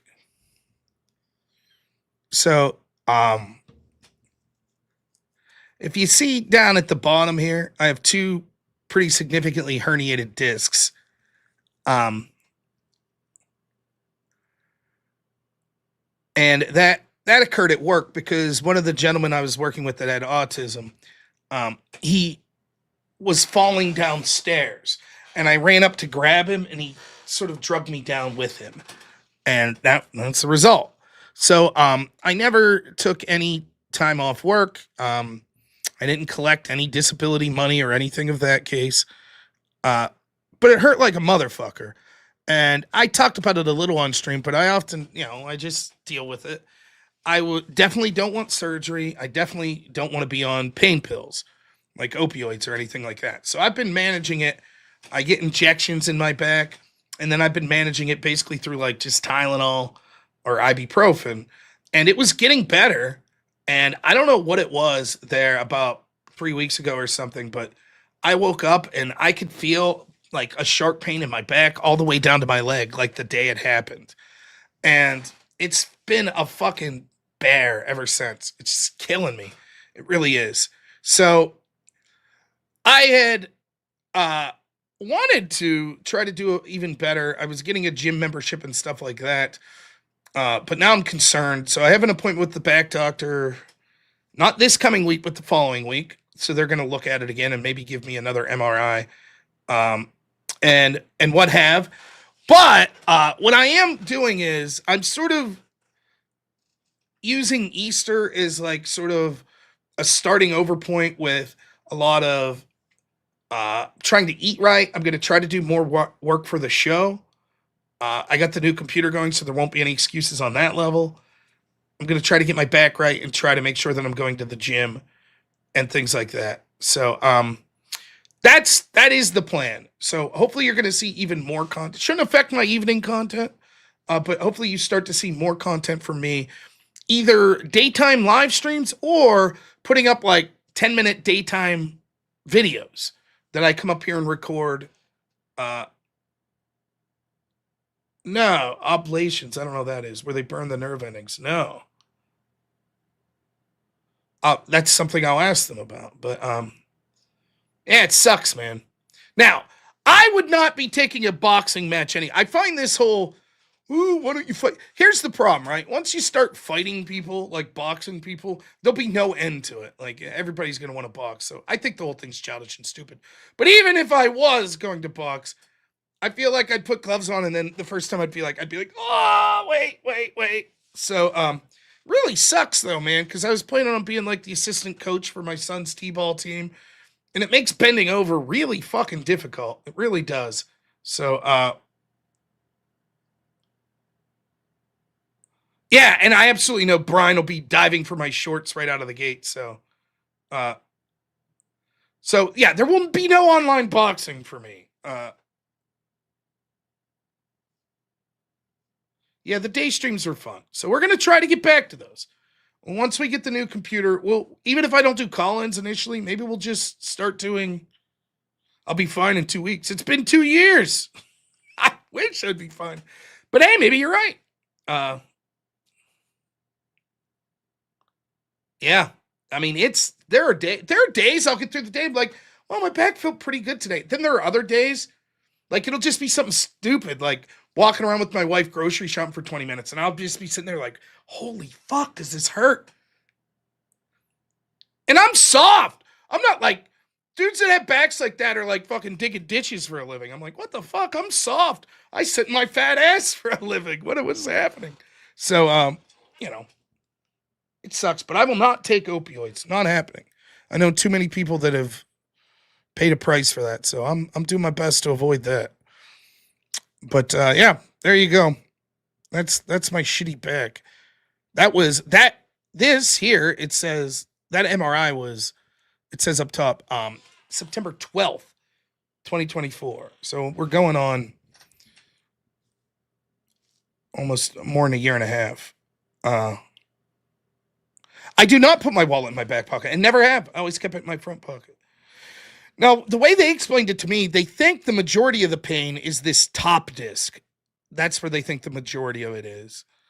But you can see that the bottom one as well. And they told me I was predisposed to this because if you look at these ones up top, they seem to think that it was a bit abnormal there. And they asked me if my family had history of back problems, and they absolutely do. Both my brother and my dad have significant back problems. But yeah, it sucks, man. It sucks. But I try to handle it like it doesn't do any good to bitch about it, that's for sure. But it's little stupid shit, like my he's 5 years old, he's getting bigger. And it feels like shit that, like, if I pick him up, I have to bite my lip and be like, so I don't do it very often. And I want to be the type of dad that's like throwing my son into pillow forts, like shit like that. So you do the best. Subluxation. I did the inversion table thing, or I didn't do an inversion table. What I did was they hooked me up to this machine, and they like basically put a belt around your waist, and then the machine stretches you. So it's kind of doing the same thing as an inversion table. It didn't really do much for me. They asked me about surgery. They were recommending surgery, and I was like, nope, no way, not doing surgery. Don't get me wrong. It's not like I can't live my life because it's so painful. It's not to that level. But it is to the level where it's like I'll wake up in the middle of the night. So sometimes I don't sleep the best because I'll be like, fuck. Yeah, you sleep. That's exactly it. So there'll be nights where it's like, if I'm not on my bed, like if I sleep like in a hotel bed or something, I'll wake up the next day and it's just like, I don't know if it's just my back's not used to the exact bed that I'm used to, and it'll just hurt like hell. So like when I was down in Nashville, my back was fucking killing me. And then what happens is you start off and you're walking like upright, right? But then as the pain comes, by the end of the day, I'll be walking like this. And then your upper back gets stiff. It doesn't hurt as bad, but it gets stiff because your posture's shit because you're walking all hunched over. So it's just like a cascading. But I'm going to get over it. We're going to start with some simple yoga and shit like that. Oh, Jake already called him out for a fight, and Shapiro was like, nope.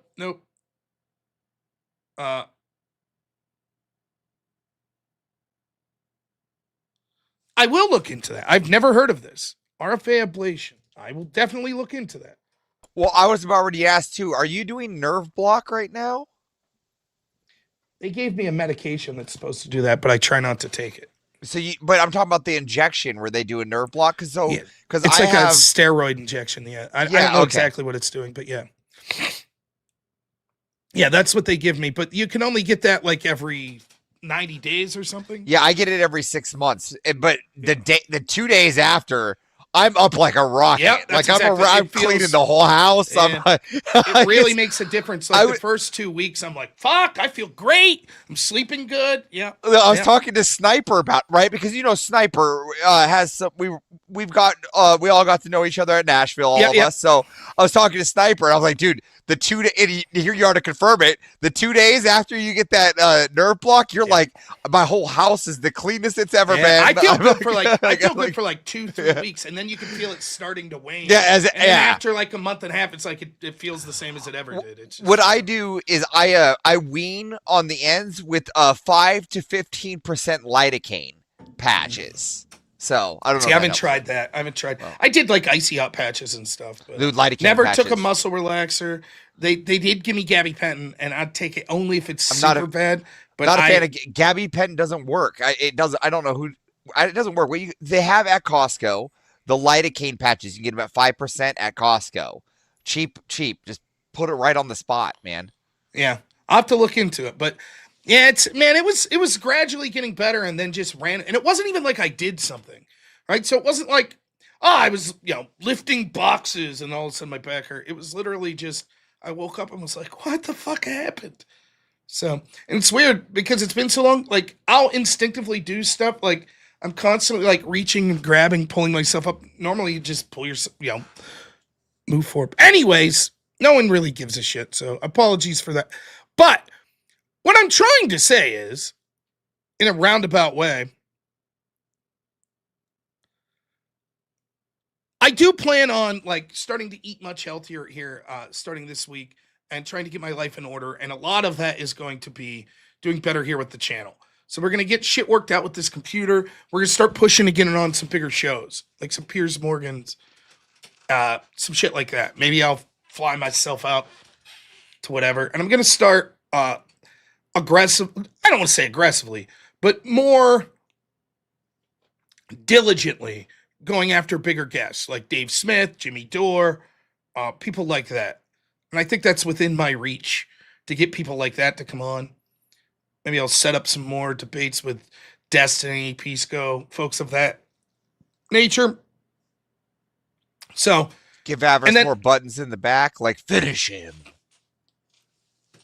I got my stream deck that I never set up. So, and then obviously the Crucible has a bajillion projects they're working on behind the scenes too. So I might be involved with some of those. But by the way, did any of you get the new debate course, the feminist debate course? Anybody get it? Oh, you're visible there. Yeah? What'd you think?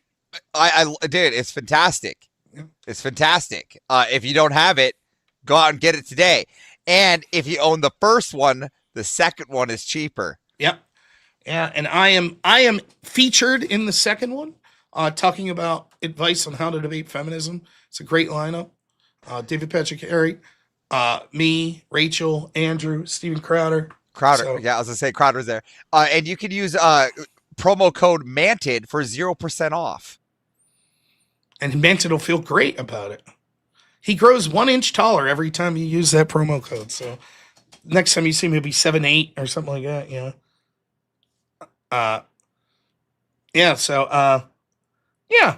I'm looking forward to it. So anyways, thank you so much for all the donation stuff. I appreciate the support. And we are going to keep pushing to make the channel bigger and better and hopefully give you more content that you like. All of your favorites will still be here, including aggravating whip songs, the no prep debates. We're going to keep those going. To my understanding, Speakeasy says he's got like the next 3 opponents lined up, which is nice. And then we'll head over and do some of those panels like verbal combat. So it should be fun. And once the lawsuit's done, we'll have a lot to talk about with lawsuits too. Won't that be fun? So that'll be good stuff. So All right. Well, thank you for sharing part of your Easter with me. And if you're Orthodox or not Christian, and this wasn't your Easter, thank you for sharing my Easter with me. I appreciated it. So it was a lot of fun. Oh yeah, merch store, robnoerr.shop, of course.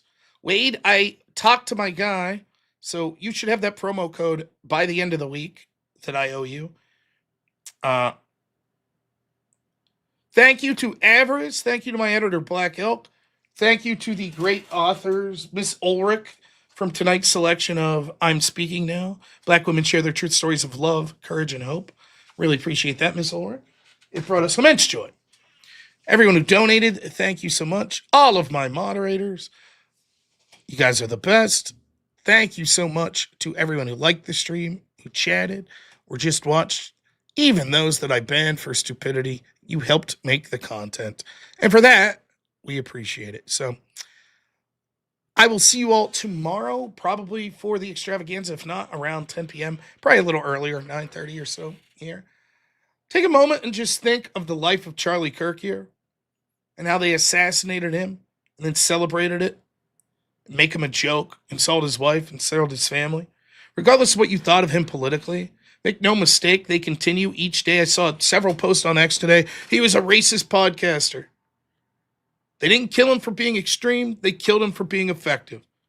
And if they would do that to him, what would they do to the rest of us? And how would they treat our families? So never forget. Say a prayer for Charlie, for his family. Happy Easter again, everyone. All right. Thanks so much, everyone. As always, have a good one. Only in America is it possible to say, you know what, I don't like the way the country is going, and to do something about it. Take that risk. Take that leap of faith. Stay involved. Trust God and act obediently. Romans 12:2 verse. That God will use all things, for good for those who love him. It's bigger than you. I want you to remember that. It is bigger than you. It's bigger than me. You are here to make somebody else's life better, the pursuit of liberty and freedom. You know what gives me strength? The hundreds of thousands of you that say, Charlie, keep going. 1 Corinthians 5 and 15. So that's all pretty amazing evidence, not just intra-biblical evidence, but extra-biblical evidence that Jesus Christ was a real person. He lived a perfect life.